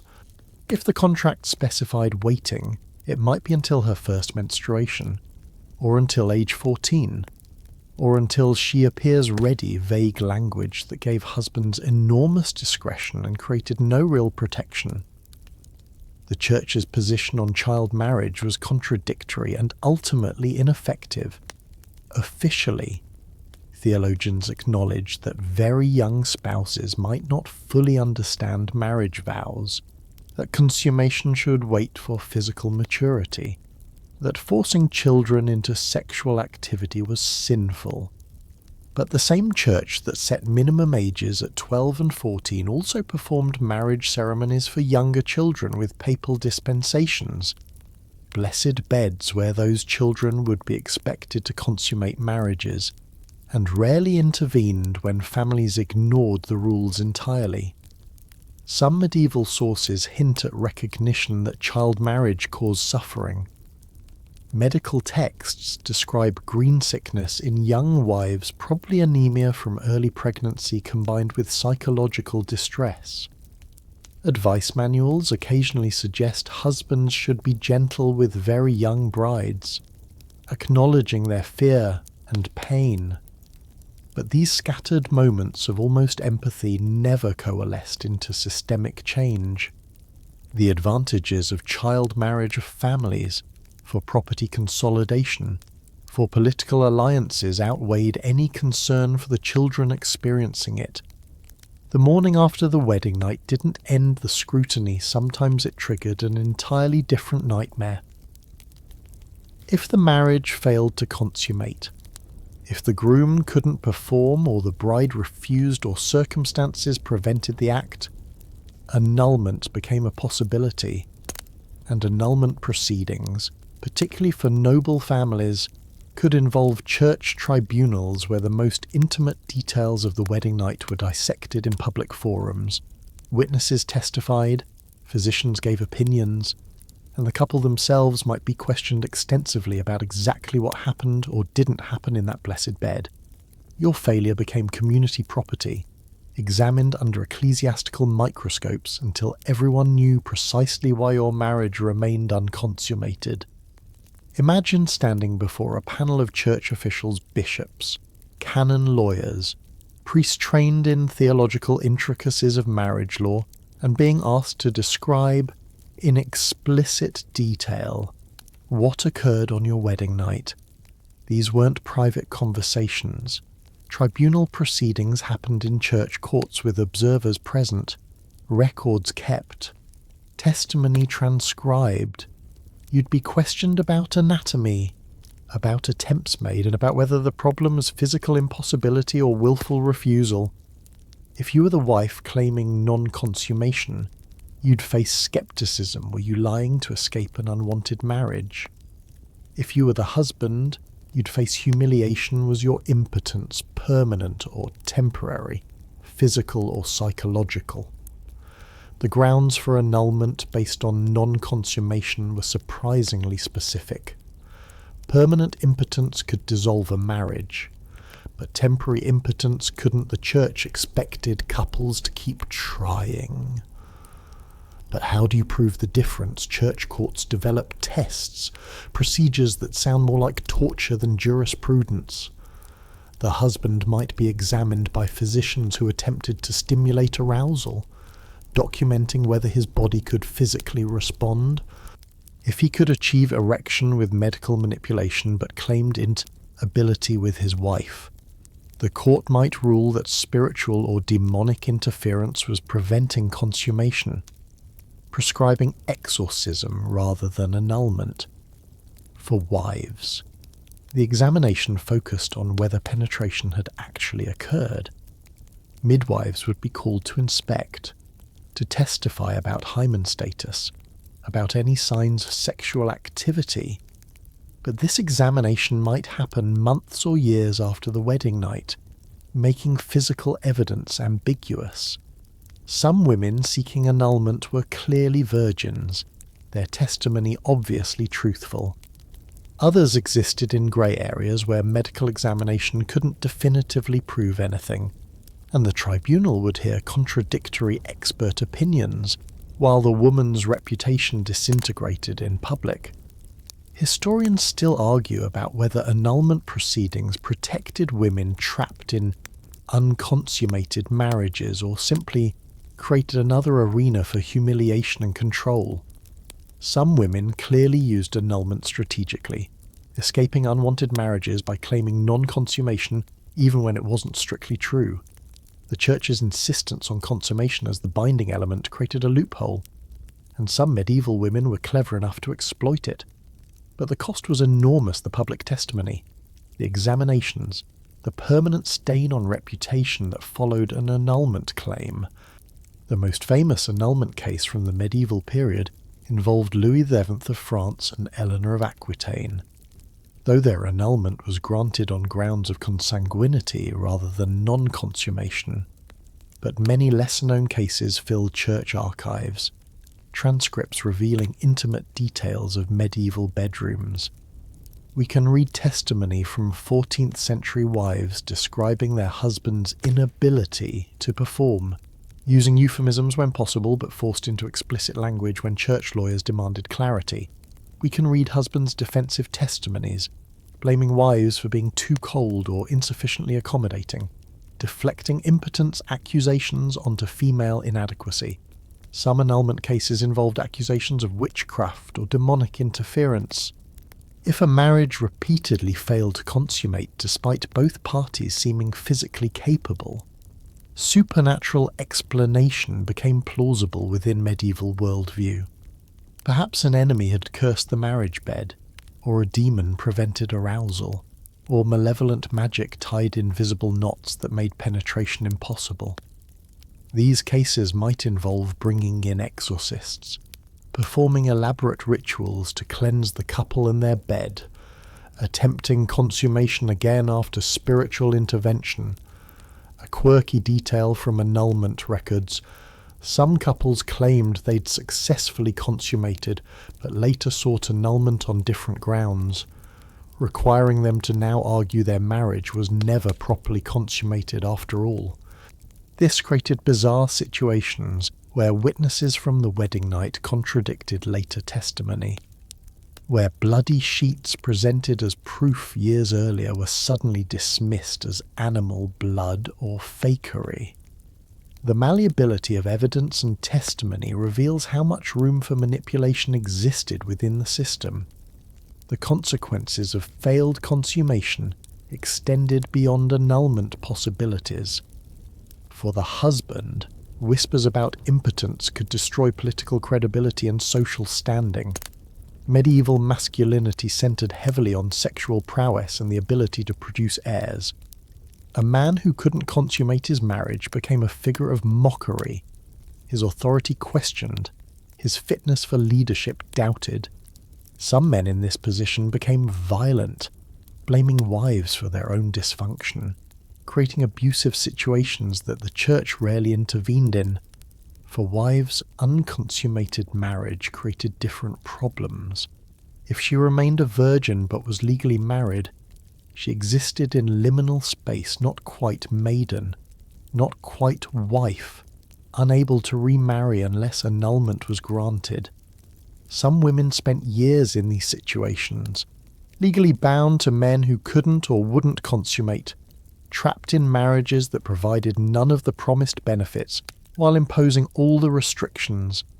They couldn't return to their birth families without shame, couldn't move forward into motherhood and full wifely status, simply suspended in dysfunction. Do you remember the pressure surrounding the wedding night? The witnesses and inspections and bloody sheets. All of that intensified if consummation failed, the second attempt, the third. However many it took or didn't take, each one carried escalating anxiety and scrutiny. Families might intervene, offering advice, sending physicians, consulting wise women. The couple's inability became everyone's business, discussed openly. Solutions proposed by people with no expertise but plenty of opinions. Privacy dissolved entirely as the community diagnosed and attempted to cure the consummation problem. Some couples developed workarounds that technically satisfied church requirements without achieving actual intercourse. Medieval medical understanding of anatomy was imperfect, and some church examiners could be fooled or persuaded that consummation occurred based on ambiguous evidence. A husband might achieve partial penetration, enough to claim the marriage was consummated even if completion never happened. A wife might cooperate in creating evidence blood from a small cut. signs of activity that satisfied inspectors while the actual sexual relationship remained troubled or non-existent. The 3-year rule created ticking clocks for unconsummated marriages. Church law generally held that if a couple lived together for 3 years without successfully consummating, annulment became much easier to obtain. This transformed the wedding night pressure into years-long pressure. Every failed attempt documented in the couple's minds as they calculated time passing. Some couples stuck it out, hoping the problem would resolve. Others began planning annulment strategies from early in the marriage, gathering witnesses and building cases for eventual tribunal presentation. Annulment proceedings could drag on for years themselves, especially when both parties fought or when political considerations complicated matters. During this time, the couple often continued living together, their marriage simultaneously real and not real, consummated or not depending on who you asked. Children born during contested annulment proceedings faced legitimacy questions. Property divided in anticipation of annulment might be reclaimed if the marriage was suddenly upheld. The legal chaos created by non-consummation annulments affected entire extended families, not just the couple at the centre.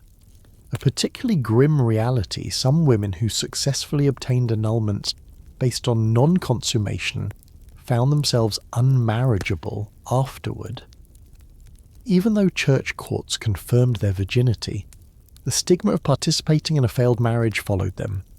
Prospective husbands worried if the first marriage couldn't consummate. Perhaps she was the problem, too cold or too resistant or cursed in some way. The annulment that freed her from one impossible situation often condemned her to permanent spinsterhood or convent life.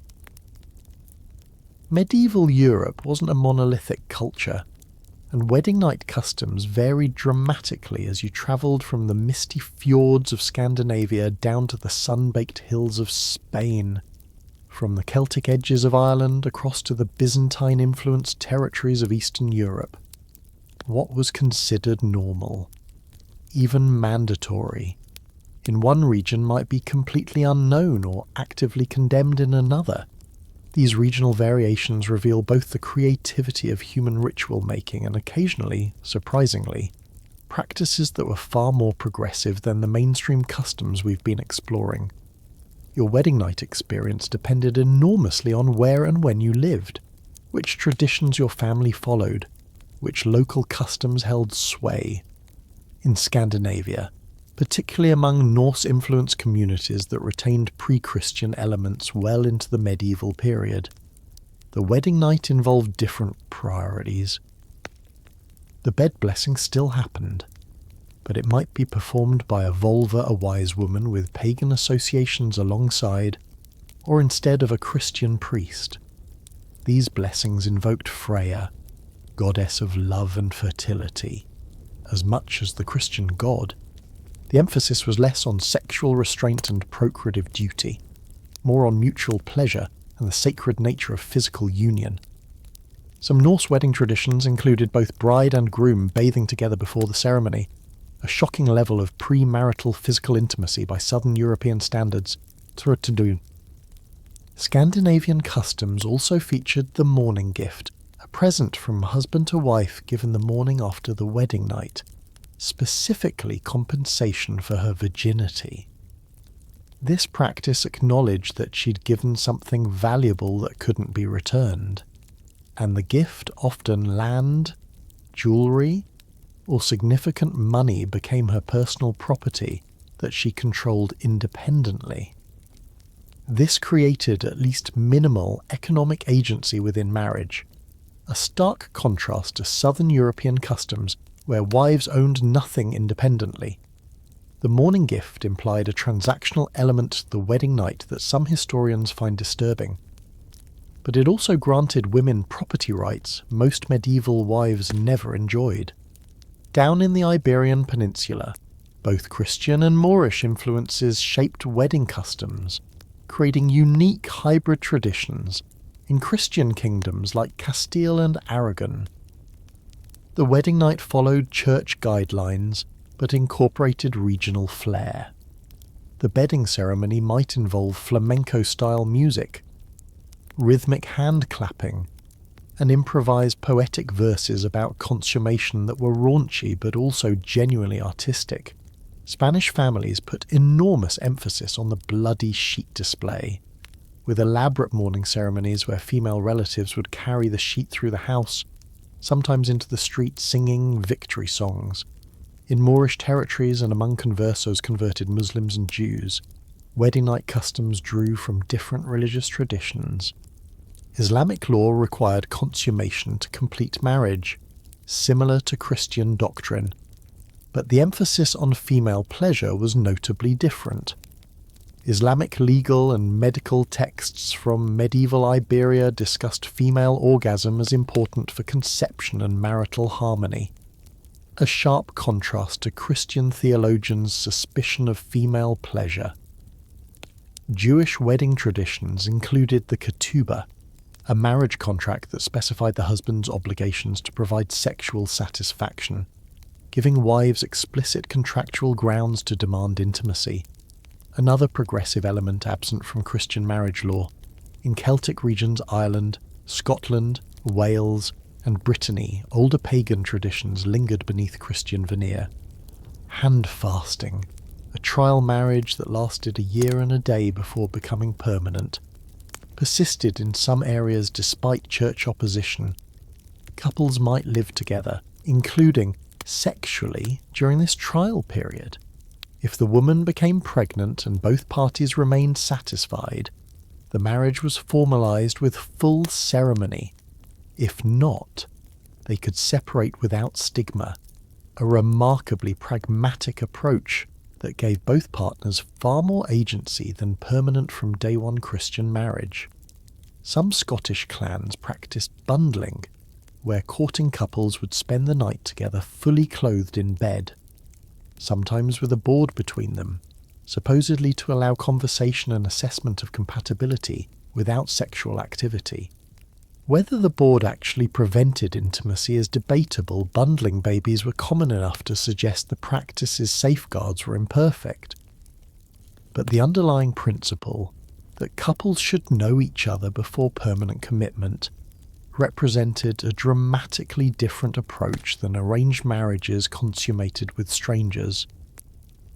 Historians still argue about how widespread these regional variations actually were versus how much they represent idealized or exceptional cases documented because they were unusual. What we know for certain is that medieval Europe was far more diverse in its marriage practices than simplified narratives suggest. Your experience as medieval bride or groom depended heavily on local custom, your family's specific traditions, whether your region was firmly under church control or retained some independence, and whether you lived in cosmopolitan trading cities exposed to multiple cultures or isolated rural areas where ancient customs persisted. Eastern European traditions added yet more variety. In some Russian principalities, wedding ceremonies included elaborate pre-Christian rituals involving baking special breads, tying symbolic knots, and invoking household spirits. The wedding night might begin with the couple sharing specially prepared foods meant to ensure fertility, caraway bread, honey, and eggs in rituals that predated Christianity by centuries. Orthodox Christian priests blessed these practices rather than fighting them, creating syncretic traditions that mix theological authority with folkloric magic. In some Polish and Lithuanian regions, the bride's female relatives performed a ritualized preparing of the bride that sounds almost like armor donning before battle. They'd braid her hair in specific patterns, dress her in an embroidered shift bearing protective symbols, and whisper advice that was surprisingly explicit and practical compared to the vague euphemisms common elsewhere. These women created networks of female knowledge transmission, teaching each new bride what to expect, how to protect herself, what herbs could prevent pregnancy if needed, information the church condemned but women preserved anyway. Do you remember the invasive inspections and public sheet displays we discussed? Some regions rejected these practices entirely. In certain areas of what's now Germany and the Low Countries, Protestant Reformation ideas about privacy and dignity, even before the Reformation formally began, meant wedding nights were considered genuinely private. Witnesses might escort the couple to the chamber door but wouldn't presume to enter or remain nearby. The morning after, the couple's word that consummation occurred was accepted without demanding physical proof. These communities somehow trusted married couples to tell the truth. A radical concept compared to the surveillance-heavy customs elsewhere. Italian city-states developed their own variations, influenced by Roman law traditions and the peculiar politics of places like Venice, Florence, and Genoa. Marriage contracts in these cities could be incredibly detailed, specifying not just dowries and property arrangements, but also expectations around sexual frequency, grounds for separation, and mechanisms for dispute resolution. Some contracts even included clauses about where the couple would live, how often the wife could visit her birth family, and what would happen to her dowry if the marriage failed. This contractual approach made marriage more like a business partnership, which sounds unromantic but actually gave both parties, especially wives, more clarity and protection than the vague expectations of most medieval marriages. A quirky detail from Venetian records: some wealthy families hired professional witnesses whose only job was observing the couple's public interactions for months after the wedding, documenting marital harmony or discord for potential future legal proceedings. These observers would note whether the couple seemed affectionate, whether they fought, how they spoke to each other, creating a surveillance system that extended far beyond the wedding night itself. Your entire first year of marriage became evidence in cases that might not be filed for decades. The Byzantine Empire's marriage customs, preserved in Greek territories and Orthodox communities, combined elaborate church ritual with Roman legal traditions. The wedding ceremony itself was more extended and liturgically complex than Western Christian versions, with multiple blessings, crown exchanges, and symbolic acts. The wedding night was considered the private conclusion to this elaborate public ceremony, and Byzantine culture put more emphasis on the mystical union of souls than the physical union of bodies. This didn't mean less pressure or scrutiny, but it shifted focus slightly, making the wedding night one part of a spiritual process rather than the single moment when everything changed. In frontier regions and newly Christianized territories, customs were often more flexible by necessity. Small settlements couldn't support the elaborate rituals of established communities. When a village had 30 people total, the bedding ceremony parade was less impressive. Marriages happened with minimal ceremony. Priests might visit only once a year to formalize unions that had already occurred, and couples sorted out their own wedding nights without much external interference. These frontier marriages were often more egalitarian. By default, both partners worked brutal hours just to survive, making strict gender hierarchies less practical than mutual cooperation. The door finally closes, the witnesses finally disperse, and you're alone with your new spouse, but not quite, because in the next room, or perhaps just down the corridor, or maybe in a small alcove off the bedchamber itself, there's another group waiting. Not family members this time, not drunken guests making crude jokes. These are the midwives, those professional women whose entire lives revolve around female bodies, reproduction, and the messy realities of sex and birth. They're here because their services might be needed, because someone has to verify what happened, because the transition from virgin to wife sometimes requires medical intervention, or at minimum professional observation. The midwife's role in the wedding night is one of medieval culture's stranger customs, blending healthcare, quality control, and voyeurism in ways that made an already uncomfortable situation even worse. Midwives in medieval Europe occupied a unique social position. They were usually older women, past childbearing themselves, who'd accumulated decades of experience with female anatomy and reproductive processes. The church both needed them and suspected them needed their expertise for births and medical matters. Suspected their knowledge of contraception and abortion made them potential witches. Midwives walked a careful line, positioning themselves as respectable professionals while possessing knowledge the church considered dangerous. Their presence at weddings put them in another delicate situation. They were there to help, but also to police. To ensure the bride's body performed correctly, the midwife might enter the chamber immediately after the couple finished, or she might wait nearby for a summons if problems arose. In wealthy households, she'd be stationed in an adjacent room, perhaps with an assistant, ready to respond within seconds.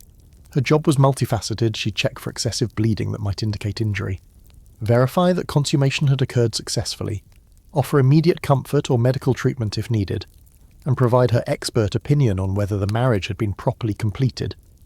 She was part physician, part witness, part counsellor, and entirely intrusive.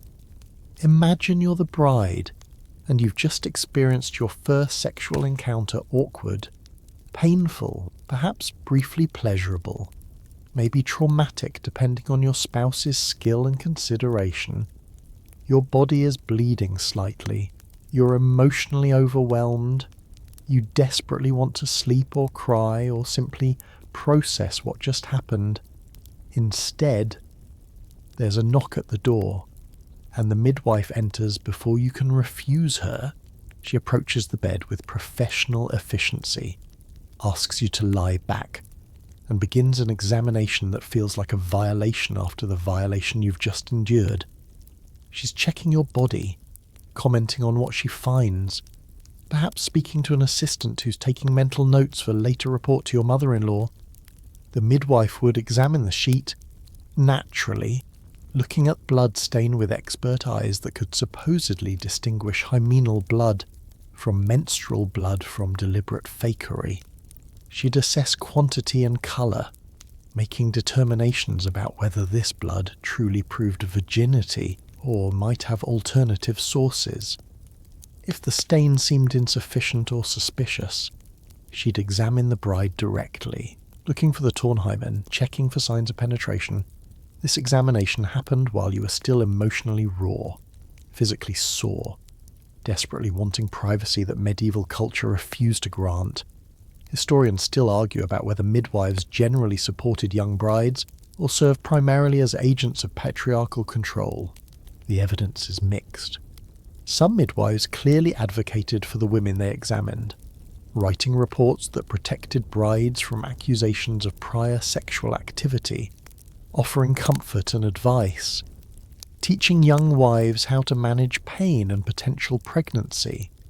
Other midwives seemed more concerned with pleasing the families who paid them, providing the reports that husbands and fathers wanted, regardless of what they actually observed. Like any profession, medieval midwifery included both compassionate practitioners and those who prioritized profit over people. The midwife's expertise extended to solving problems when things went wrong. If the groom couldn't achieve penetration, the midwife might offer practical advice, different positions, relaxation techniques, herbal preparations.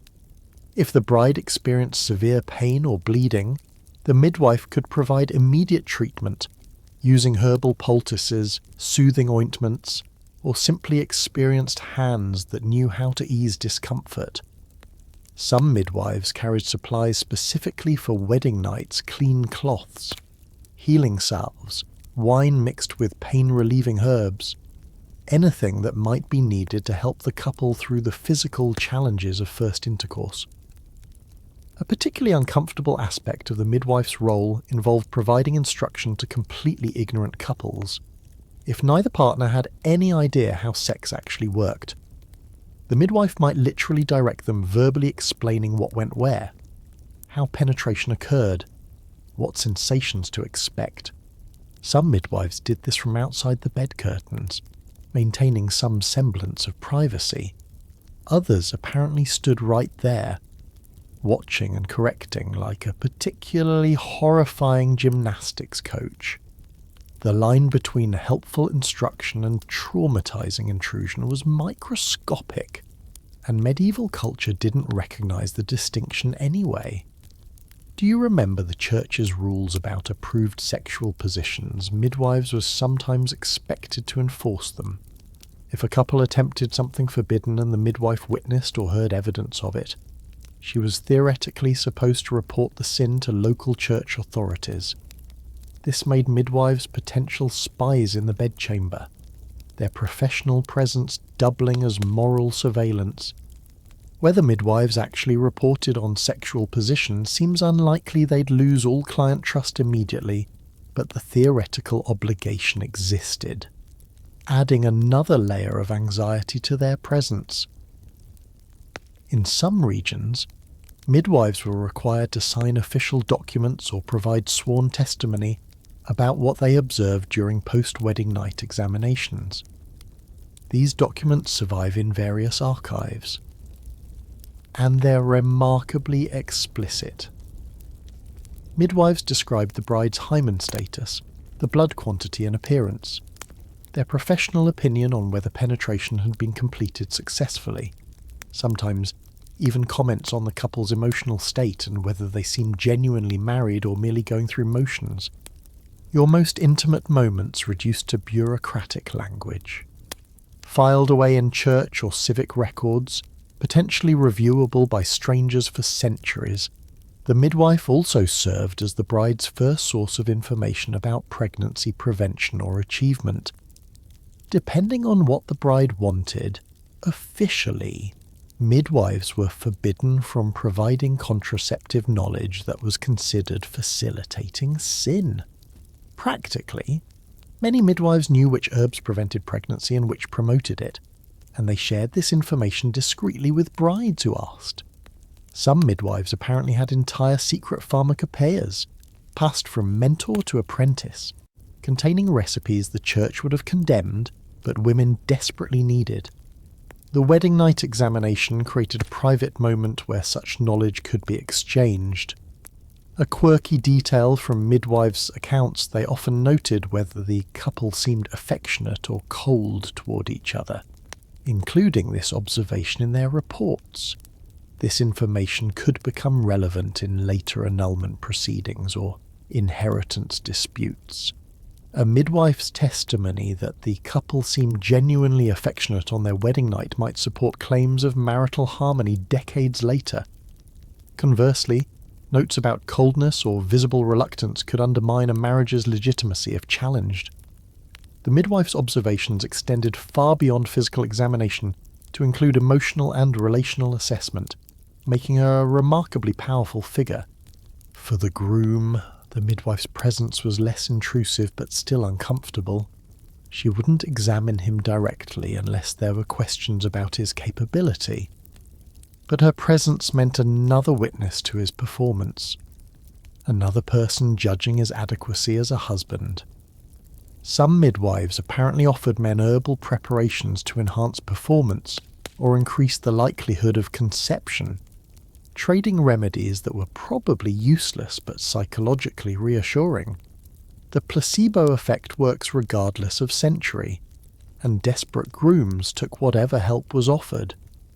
The morning after visit from the midwife became standard in many regions. She'd return to check on the bride's physical recovery, to assess whether any tears or injuries needed continued treatment, to offer advice about hygiene and healing. This follow-up visit was genuinely medical rather than investigative, and many brides probably appreciated having an experienced woman to consult about soreness, bleeding, or concerns they couldn't voice to anyone else. The midwife became a confidant, someone who'd seen everything and could offer practical wisdom without judgment at least. The good midwives did.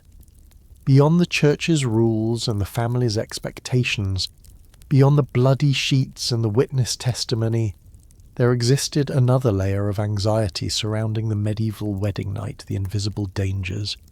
Demons, evil spirits, curses, malevolent magic, these supernatural threats felt absolutely real to medieval couples, as tangible as the wooden bed frame and far more frightening.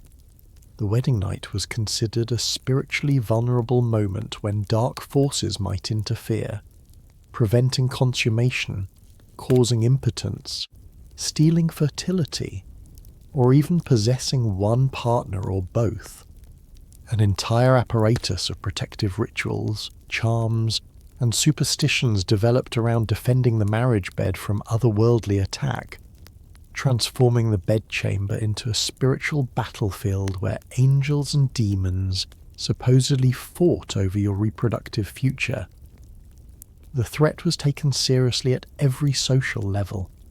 Peasants and nobles alike believed that envious neighbours, rejected suitors, or simply malicious individuals could curse a wedding, and these curses supposedly manifested most powerfully during consummation. The term ligature described magical binding that prevented sexual intercourse. Imagine invisible knots tied around genitals, supernatural paralysis that made arousal impossible, demonic interference that transformed desire into revulsion. Medical texts of the period discussed ligature alongside physical causes of impotence, treating supernatural and natural explanations as equally valid and requiring different treatments. You'd take precautions starting before the wedding itself. Salt scattered across the threshold of the bedchamber supposedly prevented demons from entering salt's preservative qualities, and its use in Christian baptism made it spiritually potent. Iron objects, particularly horseshoes or knives, might be hidden under the mattress because iron was believed to repel fairy folk and evil spirits. Some couples wore small bags of herbs around their necks during the ceremony and into the marriage bed vervain. St. John's wort, rowan berries, each plant associated with protective properties. You were wearing a botanical armour system against invisible enemies. The marriage bed itself received protective treatment. Remember that priest blessing the bed at the beginning? Part of his role was spiritual fumigation, driving out any demons or curses that might be lurking in the wood frame or feather mattress. But couples often added their own protections. Crosses carved into the bedposts, sometimes barely visible, prayers against evil etched into wood, relics, fragments of saints' bones or cloth that touched holy objects sewn into the mattress cover. In some regions, people believed that having a rooster crow near the bed at dawn would dispel any demons that might have infiltrated during the night, because roosters crowing announced Christ's resurrection, and demons couldn't withstand that reminder. Historians still argue about whether belief in wedding night curses reflected genuine spiritual anxiety or provided convenient explanations for sexual dysfunction. Impotence and painful first intercourse were common, but medieval people lacked modern understanding of psychology, anatomy, and the effects of anxiety. Blaming demonic interference was less shameful than admitting performance problems or physical incompatibility. If ligature caused the failure rather than the groom's inadequacy, the marriage could potentially be saved through spiritual intervention rather than ending in annulment and disgrace. The specific rituals to break supposed curses were elaborate and often expensive. If a couple experienced repeated consummation failures, they might consult a wise woman walking that dangerous line between folk healer and witch who would diagnose the problem and prescribe solutions. These might include bathing in water blessed by 7 different priests, consuming special potions made from obscure ingredients, performing sexual intercourse at a specific astrological moment when planetary alignment supposedly overpowered demonic influence, or making pilgrimage to shrines associated with fertility miracles. Desperate couples tried everything, blending Christianity and paganism without worrying about theological contradictions.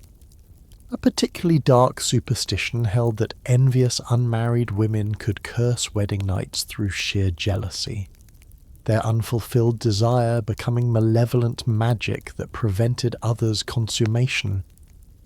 This belief fed into medieval misogyny that portrayed single women as threatening, their very existence supposedly dangerous to married couples.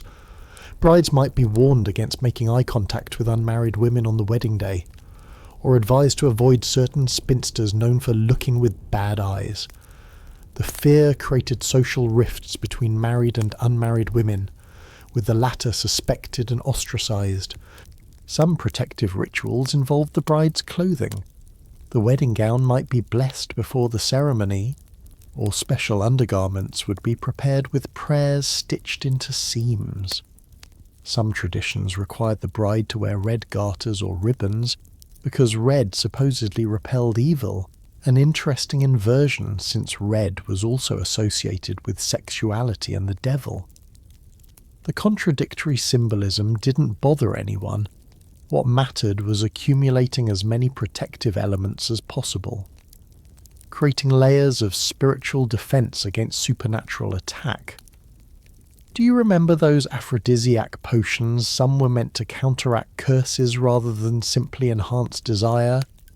If ligature was suspected, counter-magic potions might include bizarre ingredients specifically chosen because they seemed powerful, or rare water collected from 9 different springs, herbs picked during a full moon by a virgin, animal parts from creatures associated with fertility.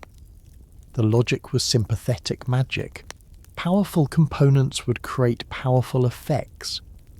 Whether these potions had any physical impact was irrelevant.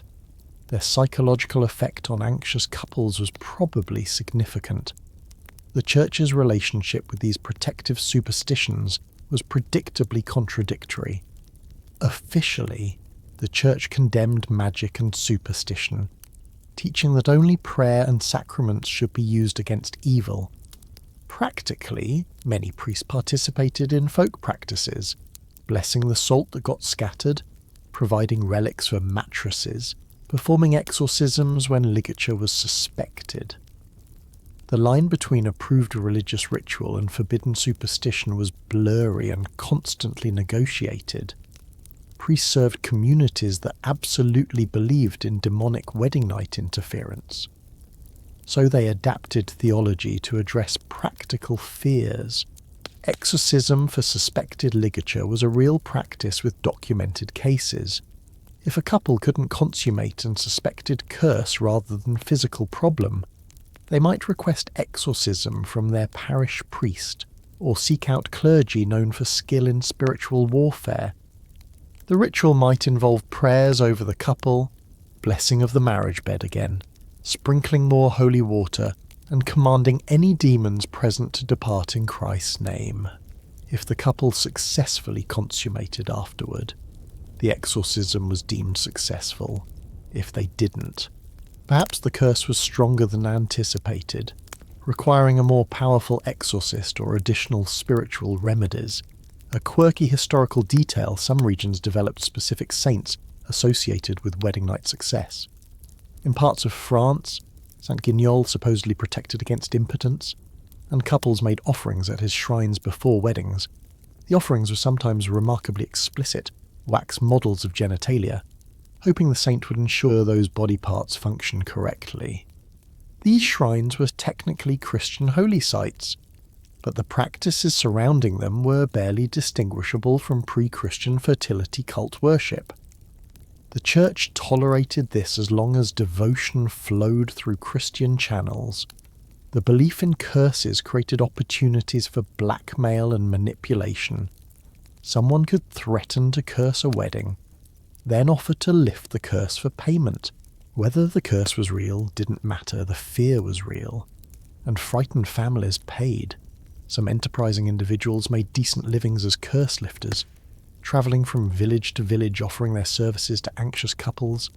The church condemned these practitioners as charlatans or worse, witches, but demand persisted because fear persisted. For couples who genuinely believed themselves cursed, the psychological burden was crushing. Every failed attempt at intercourse confirmed the curse's power, creating a self-fulfilling prophecy where anxiety itself caused the dysfunction that anxiety predicted.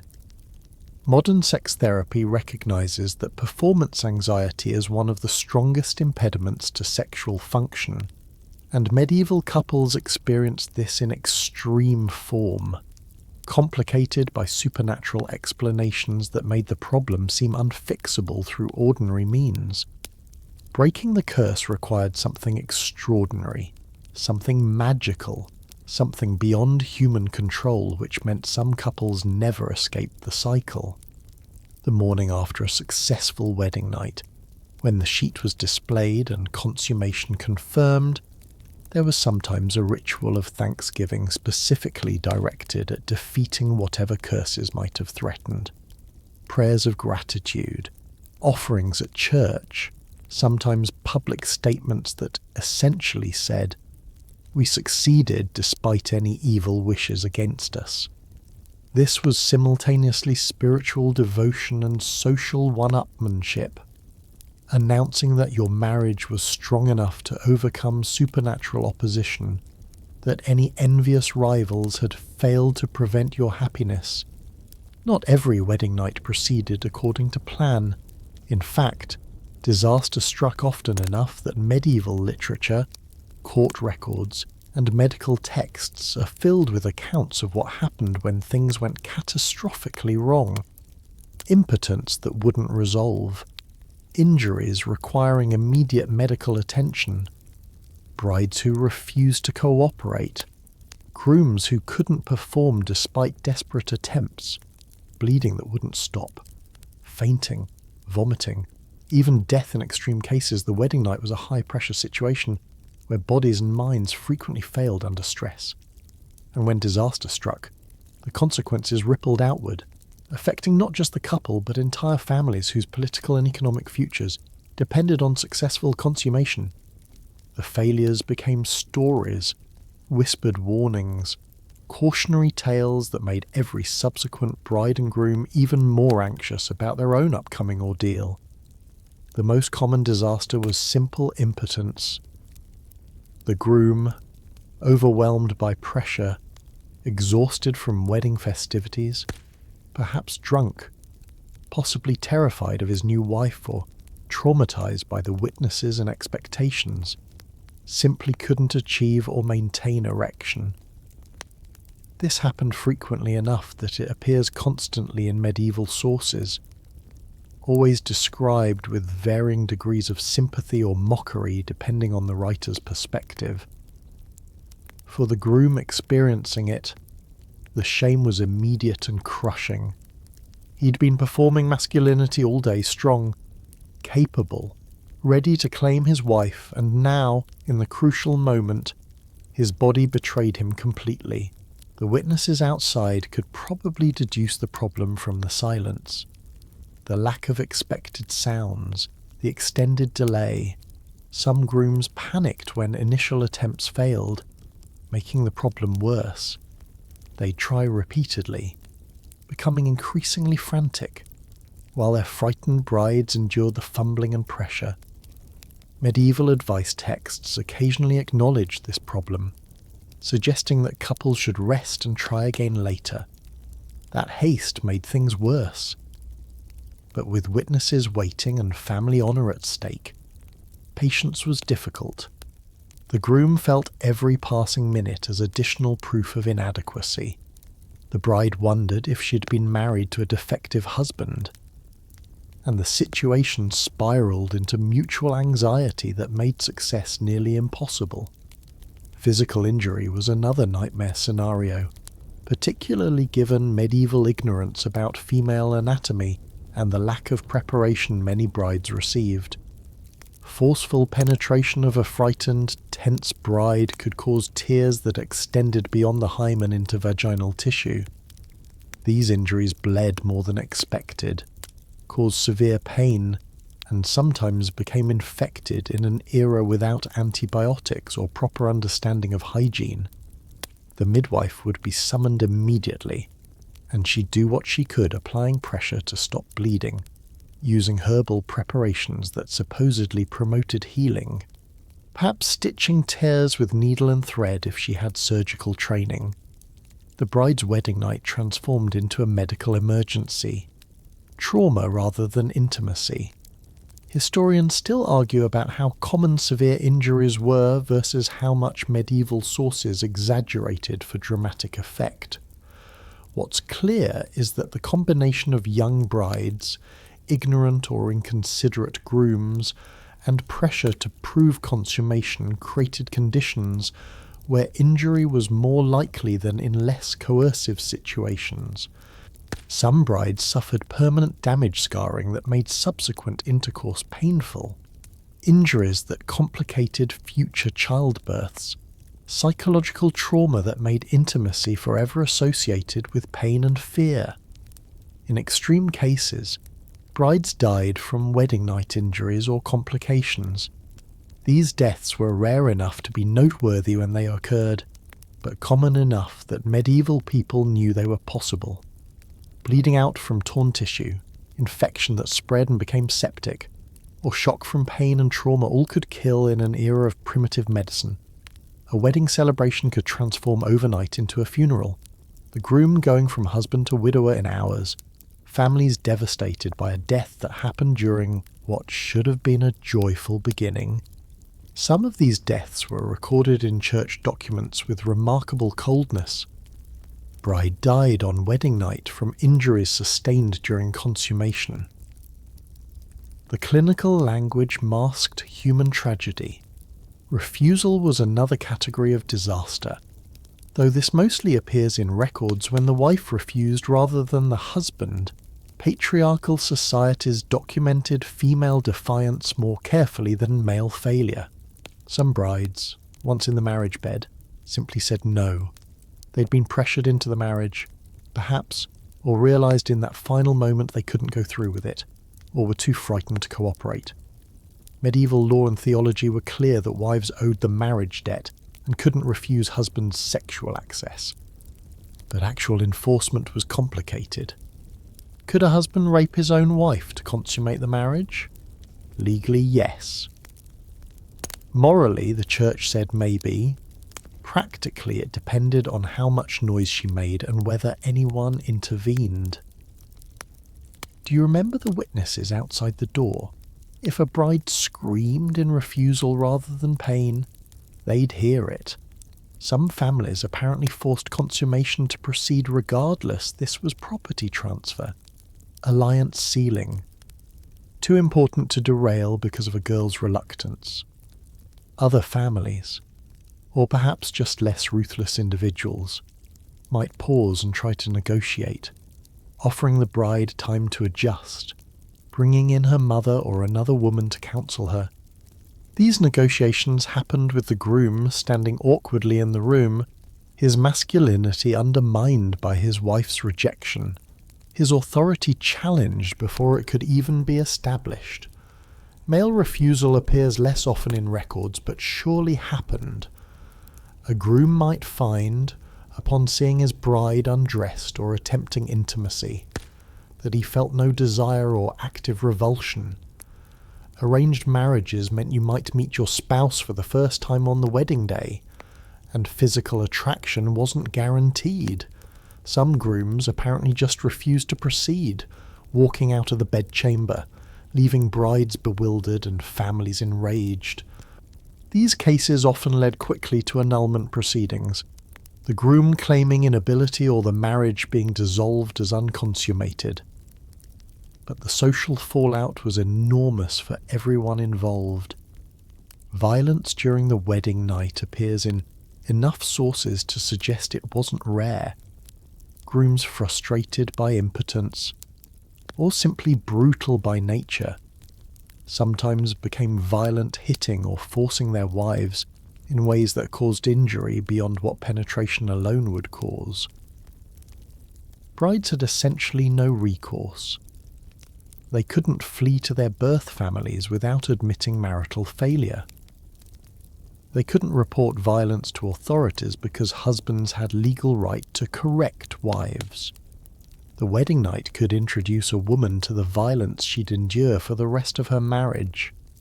The first lesson in her powerlessness within the institution she'd just entered. A particularly grim category involved discovery of pregnancy. If the bride was already pregnant from a previous relationship or assault, this might become apparent during the wedding night examination. The groom might notice, or the midwife might discover it. The consequences were catastrophic for the bride: immediate annulment, almost certainly, return to her family in disgrace, permanent unmarriageability, possibly being sent to a convent or worse. The groom could claim he'd been defrauded, demand the dowry back with additional compensation, publicly humiliate the bride's family. A wedding night discovery of pregnancy destroyed lives and family reputations. Fainting and vomiting appear frequently in accounts, suggesting the stress level was often unbearable. Brides overwhelmed by fear, pain, or the potions they'd consumed might faint during or after intercourse. Grooms might vomit from excessive alcohol consumption, anxiety, or revulsion. These bodily failures added humiliation to an already fraught situation. Bodily fluids mixing with blood and other substances in the marriage bed, creating scenes more reminiscent of battlefield medicine than romantic consummation. The servants who cleaned the chamber the next day saw things that never made it into official records, but surely circulated as gossip. Some couples facing evident disaster made desperate bargains. They might agree to fake consummation, producing the bloody sheet through alternative means, making sufficient noise for witnesses, then separating within the bed and trying again another night when pressure was less intense. These conspiracies required both partners' cooperation, creating odd intimacy between strangers who'd just agreed to deceive their families together. If the deception worked, the couple bought time to develop actual relationship before attempting real consummation. If discovered, the consequences for fraud could be severe. Amid all the horror and pressure, the invasive inspections and political machinations, the supernatural fears and social performance, there existed rare moments of something different. Not every medieval marriage was a nightmare transaction between strangers. Not every wedding night involved trauma and duty alone. Some couples, whether through fortunate compatibility, prior acquaintance, genuine affection, or simply mutual kindness in an unkind system, managed to find connection despite the oppressive framework surrounding them. These stories are harder to document because happiness leaves fewer records than disaster. Love generates fewer legal proceedings than dysfunction. But they existed. Letters, poetry, private diary entries, and occasional chronicles hint at medieval couples who genuinely cared for each other and approached the wedding night as something more than obligation. In some communities, particularly among peasants and urban workers where survival required partnership, couples knew each other before marriage. You might marry someone from your village, someone you'd grown up alongside, worked with, perhaps even courted within the limited boundaries medieval society allowed. This familiarity didn't eliminate wedding night anxiety, but it softened it. You weren't climbing into bed with a complete stranger. You knew this person's laugh, their temperament, maybe even felt genuine affection. The witnesses and rituals still happened. The pressure and expectations still existed, but underneath was a foundation of actual relationship rather than pure transaction. Some arranged marriages, despite beginning as political or economic contracts, developed into genuine affection before the wedding night. Betrothals often occurred years before actual marriage, and during that time, couples might correspond through letters, meet at family gatherings, develop understanding and even fondness. By the time the wedding arrived, they weren't strangers anymore. They'd negotiated their future together, made plans, perhaps shared hopes and fears.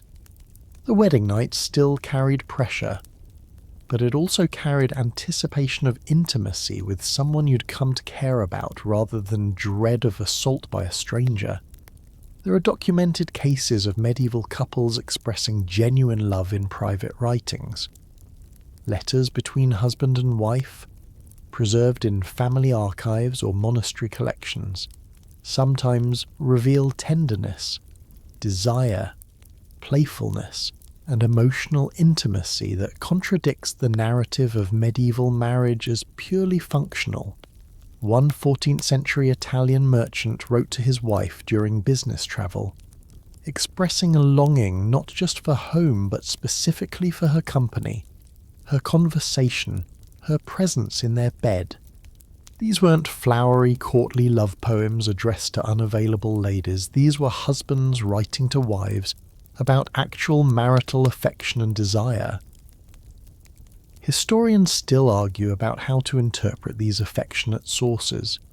Some scholars suggest they represent exceptional cases, arguing that most medieval marriages remained essentially loveless partnerships. Others counter that absence of evidence isn't evidence of absence. Perhaps affectionate marriages were common but generated less documentation because they weren't problematic. Happy couples didn't require church tribunals, didn't fight over property in courts, didn't leave the kind of paper trail that dysfunctional marriages created. We might be systematically underestimating medieval marital happiness simply because it was invisible to record keepers. The concept of growing into love appears in medieval advice literature, suggesting contemporaries recognized that affection could develop after marriage rather than preceding it. Writers advised young couples to practice patience, kindness, and mutual respect, promising that these would eventually generate genuine fondness even if initial attraction was absent. This wasn't modern romantic love ideology, but it acknowledged emotional dimensions of marriage beyond pure procreation and property management. Some couples apparently succeeded at this gradual cultivation of affection, transforming duty into something warmer over months and years together. Do you remember all those oppressive rules about sexual positions and forbidden days? Some couples clearly ignored them, pursuing pleasure and connection despite theological prohibition. The very existence of confession manual questions about sexual variety proves that married couples were experimenting beyond the approved missionary position. Some must have been doing so joyfully, exploring intimacy together, finding pleasure in each other's bodies despite the church's insistence that pleasure was sinful. These couples probably never discussed their private activities publicly, but their very existence challenges the narrative that medieval sexuality was entirely repressive and joyless. Some wedding night accounts, rare but real, describe tenderness. A 15th century French chronicle mentions a nobleman who, on his wedding night, apparently spent hours simply talking with his young bride, easing her fear before attempting consummation, and then proceeding with such gentleness that she later spoke appreciatively of his consideration. This behaviour was noteworthy enough to be recorded, suggesting it was uncommon. But it happened. Some grooms, whether from natural empathy or deliberate virtue, chose kindness when they could have chosen force, creating wedding night experiences that were fundamentally different from the traumatic norm. Female-authored sources, though rare, sometimes reveal different perspectives on medieval marriage and wedding nights. The letters of Marjorie Kemper, a 15th century English mystic, discuss her marriage with surprising frankness, acknowledging sexual desire and pleasure alongside spiritual concerns.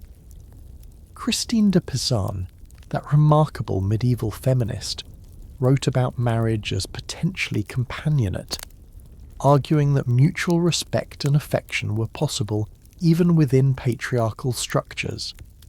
These women's writings suggest that some medieval wives experienced marriage as more than endurance, that pleasure and partnership were achievable even when society didn't prioritize them. The morning gift tradition in some regions, mentioned earlier regarding Scandinavian customs, could become a genuine expression of gratitude and affection. While it originated as compensation for virginity, some husbands apparently chose gifts that reflected actual knowledge of their wives' preferences, particular jewellery styles. Books if the wife was literate. Property that gave her independence. These thoughtful gifts suggest relationships where husbands paid attention to wives as individuals, where the marriage was becoming partnership rather than remaining pure domination. A quirky detail from medieval love poetry, some poems addressed to wives rather than unattainable ladies survived, suggesting that spousal romance, while not the dominant literary tradition, existed as a recognisable possibility.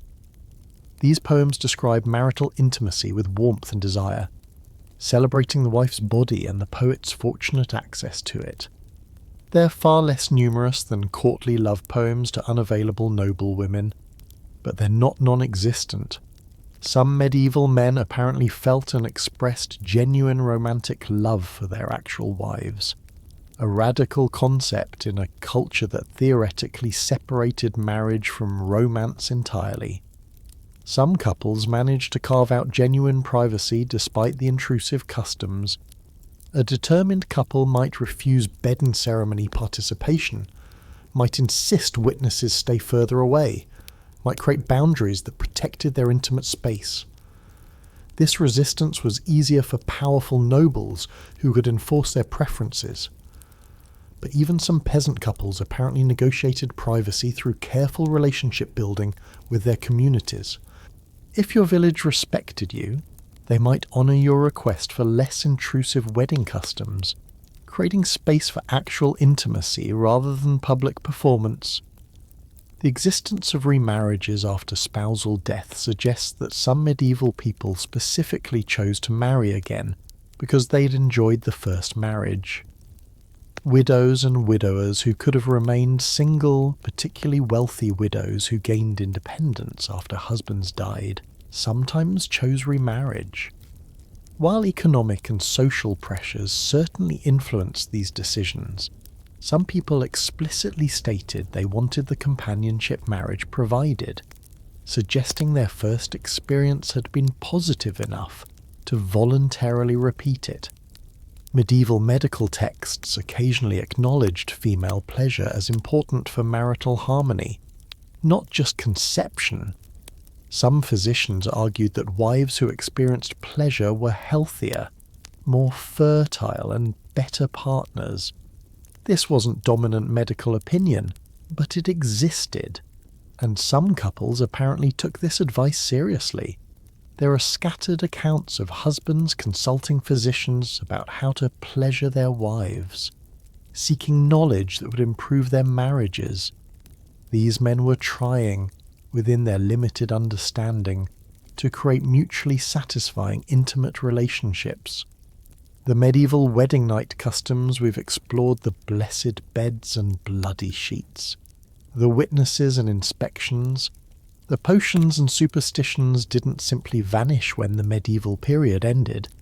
They evolved, softened in some ways, persisted stubbornly in others, and left traces that still haunt modern wedding traditions, even when we've forgotten their origins.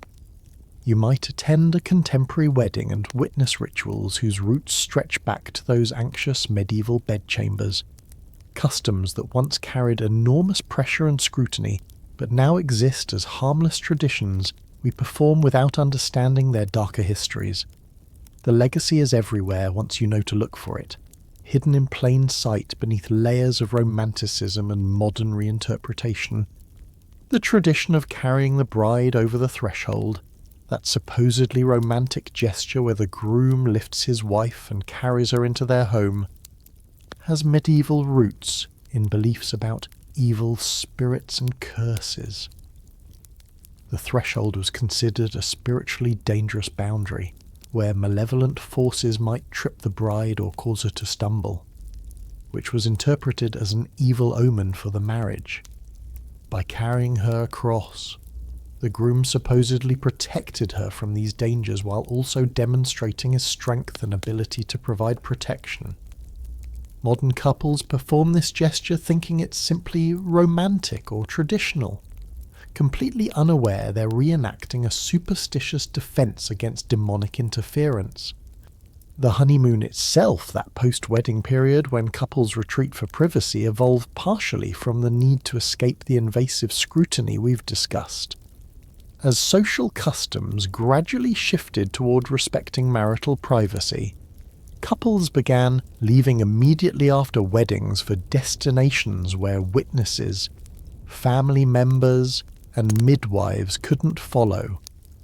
The term honeymoon references the honey wine that medieval couples drank to promote fertility. But the modern practice of travelling after the wedding represents a flight from the kinds of observation that once made wedding nights so traumatic.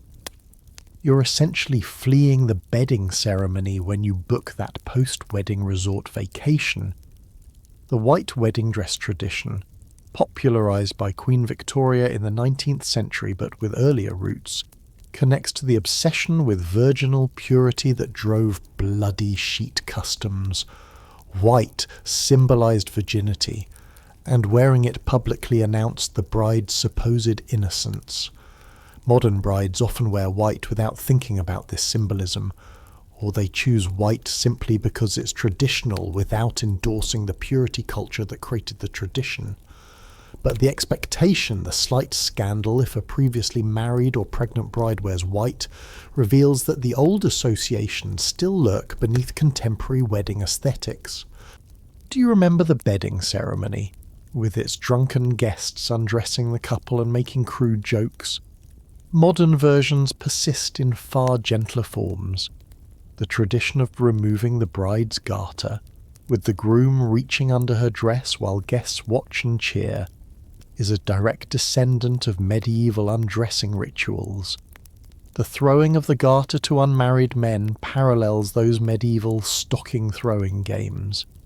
Contemporary wedding receptions have tamed these customs almost beyond recognition, but they're performing the same basic function, making the couple's sexuality and future intimacy into public spectacle, even if we've reduced the invasiveness to a brief, slightly embarrassing moment rather than full bedroom invasion. Wedding night jokes and innuendo, those supposedly harmless comments about having fun tonight or not getting much sleep, echo the bawdy songs medieval guests sang outside bedchambers. Modern guests think they're being playful, perhaps slightly naughty, continuing a fun tradition of teasing newlyweds.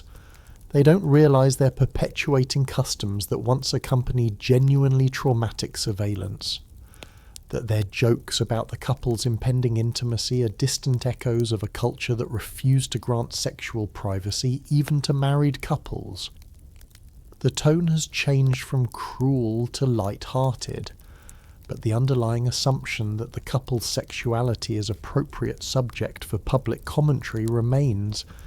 Historians still argue about when and why the shift toward marital privacy occurred. The Reformation disrupted Catholic Church authority over marriage, potentially reducing clergy involvement in bedrooms. Enlightenment ideas about individual rights and dignity gradually reshaped expectations around privacy. Industrial urbanization allowed couples to establish households far from extended family, creating physical distance that made constant surveillance impossible. The change wasn't sudden or complete. Some invasive customs persisted into the 19th century in certain regions, but gradually. The wedding night became what it is now, a private experience between spouses, their intimate life, their own business rather than community property. The morning after brunch or breakfast, a common feature of modern multi-day wedding celebrations, evolved partly from the morning after inspections and sheet displays.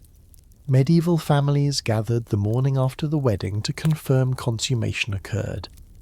Modern families gather to see the newlyweds for the first time as a married couple, perhaps still scrutinizing for signs of marital success, but doing so subtly rather than demanding blood evidence. The function is similar communal acknowledgement that the marriage has truly begun, but the method has become civilized, transformed from intrusive investigation into simple social gathering. Some contemporary cultures retain more obvious connections to medieval practices. In certain Middle Eastern, Mediterranean, and North African communities, wedding night virginity proof remains culturally important, with sheets still displayed or women still examined. These modern practices are often labelled as specific to those cultures, as if they're exotic traditions unconnected to Western history. But they're directly parallel to medieval European customs that only recently faded from Western practice. The uncomfortable truth is that Western culture performed the same rituals for centuries. We've simply forgotten or chosen to forget this shared history. The advice industry surrounding wedding nights books, articles, websites offering guidance to nervous couples descends from medieval confession manuals and medical texts that attempted to regulate intimate behaviour. Modern advice emphasises pleasure, communication, and mutual satisfaction, vastly different from medieval insistence on procreative positions and minimal enjoyment. But the underlying assumption that wedding night intimacy requires expert guidance, that couples need instruction rather than trusting their own instincts, connects directly to medieval beliefs that sexuality was dangerous territory requiring professional navigation. Modern discussions about consent in marriage, about recognizing marital rape as a crime, represent hard-won reversals of medieval legal and theological positions. The medieval concept of marriage debt, the idea that spouses owned sexual access to each other and couldn't refuse, persisted in many legal systems into the 20th century. Only recently have most jurisdictions recognised that marriage doesn't constitute blanket sexual consent, that wives can refuse husbands without violating marital obligations. This legal revolution overthrows 1,000 years of medieval precedent, and resistance to it often comes from those who, perhaps without realising it, are defending medieval assumptions about marriage, bodies, and power. The anxiety many modern people feel about wedding nights worries about performance, about meeting expectations, about doing it right echoes medieval anxieties. Though the specific pressures have changed, contemporary couples worry about pleasure and satisfaction rather than producing bloody proof for witnesses, about emotional connection rather than avoiding demonic curses. But the wedding night remains, for many, a high-pressure situation fraught with expectations both internalised and external.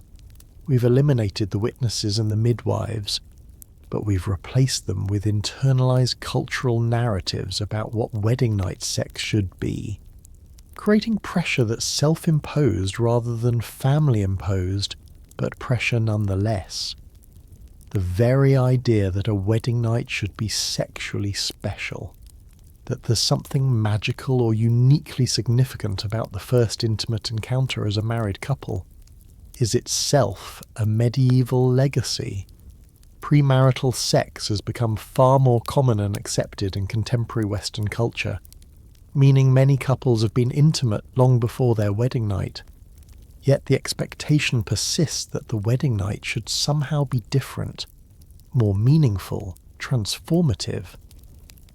This belief descends directly from medieval theology that taught marriage made sexual activity holy, that the same physical acts performed before marriage were sinful but, after marriage, became blessed. We've secularized the concept but retained its essential structure. Wedding night hotel suites with rose petals, champagne, and special amenities cater to this expectation of unique significance.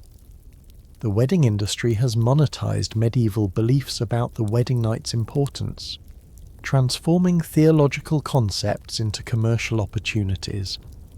You're buying an experience that's supposed to be transcendent, special, different from ordinary intimacy, a contemporary version of the blessed bed, the sacred space where marriage becomes real.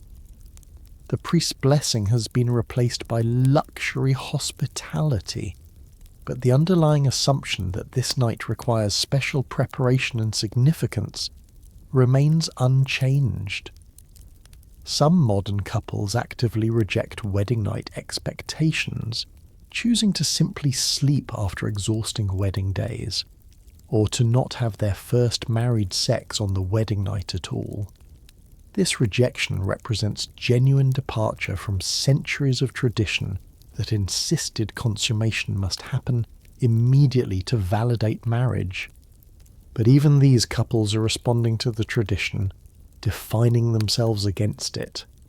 Conscious that they're breaking an expectation, the medieval wedding night customs still exert influence by their absence, shaping behaviour even among those who choose not to follow them. The gradual improvement in wedding night experiences from traumatic public performance to private intimate connection represents broader progress in recognising individual dignity, bodily autonomy, and the right to privacy. But progress isn't linear or complete. In many parts of the world, oppressive wedding night customs persist. Even in supposedly progressive cultures, wedding nights can be complicated by alcohol, pressure, exhaustion, and expectations to transform intimacy into performance. We've come far from bloody sheets and bedding ceremonies, but the journey toward wedding nights characterized by genuine consent, mutual pleasure, and freedom from external pressure remains incomplete. The candles have burned low now. The stories of medieval wedding nights with all their pressure and pageantry, their terror and occasional tenderness begin to fade like candlelight against approaching dawn. You've travelled through centuries of custom and ritual, through bedchambers where frightened couples navigated impossible expectations, where witnesses waited and midwives examined, and priests blessed beds that should have been private sanctuaries. You've seen how intimacy became public performance, how bodies became evidence, how the most vulnerable moments of human connection were invaded by family, church, and state.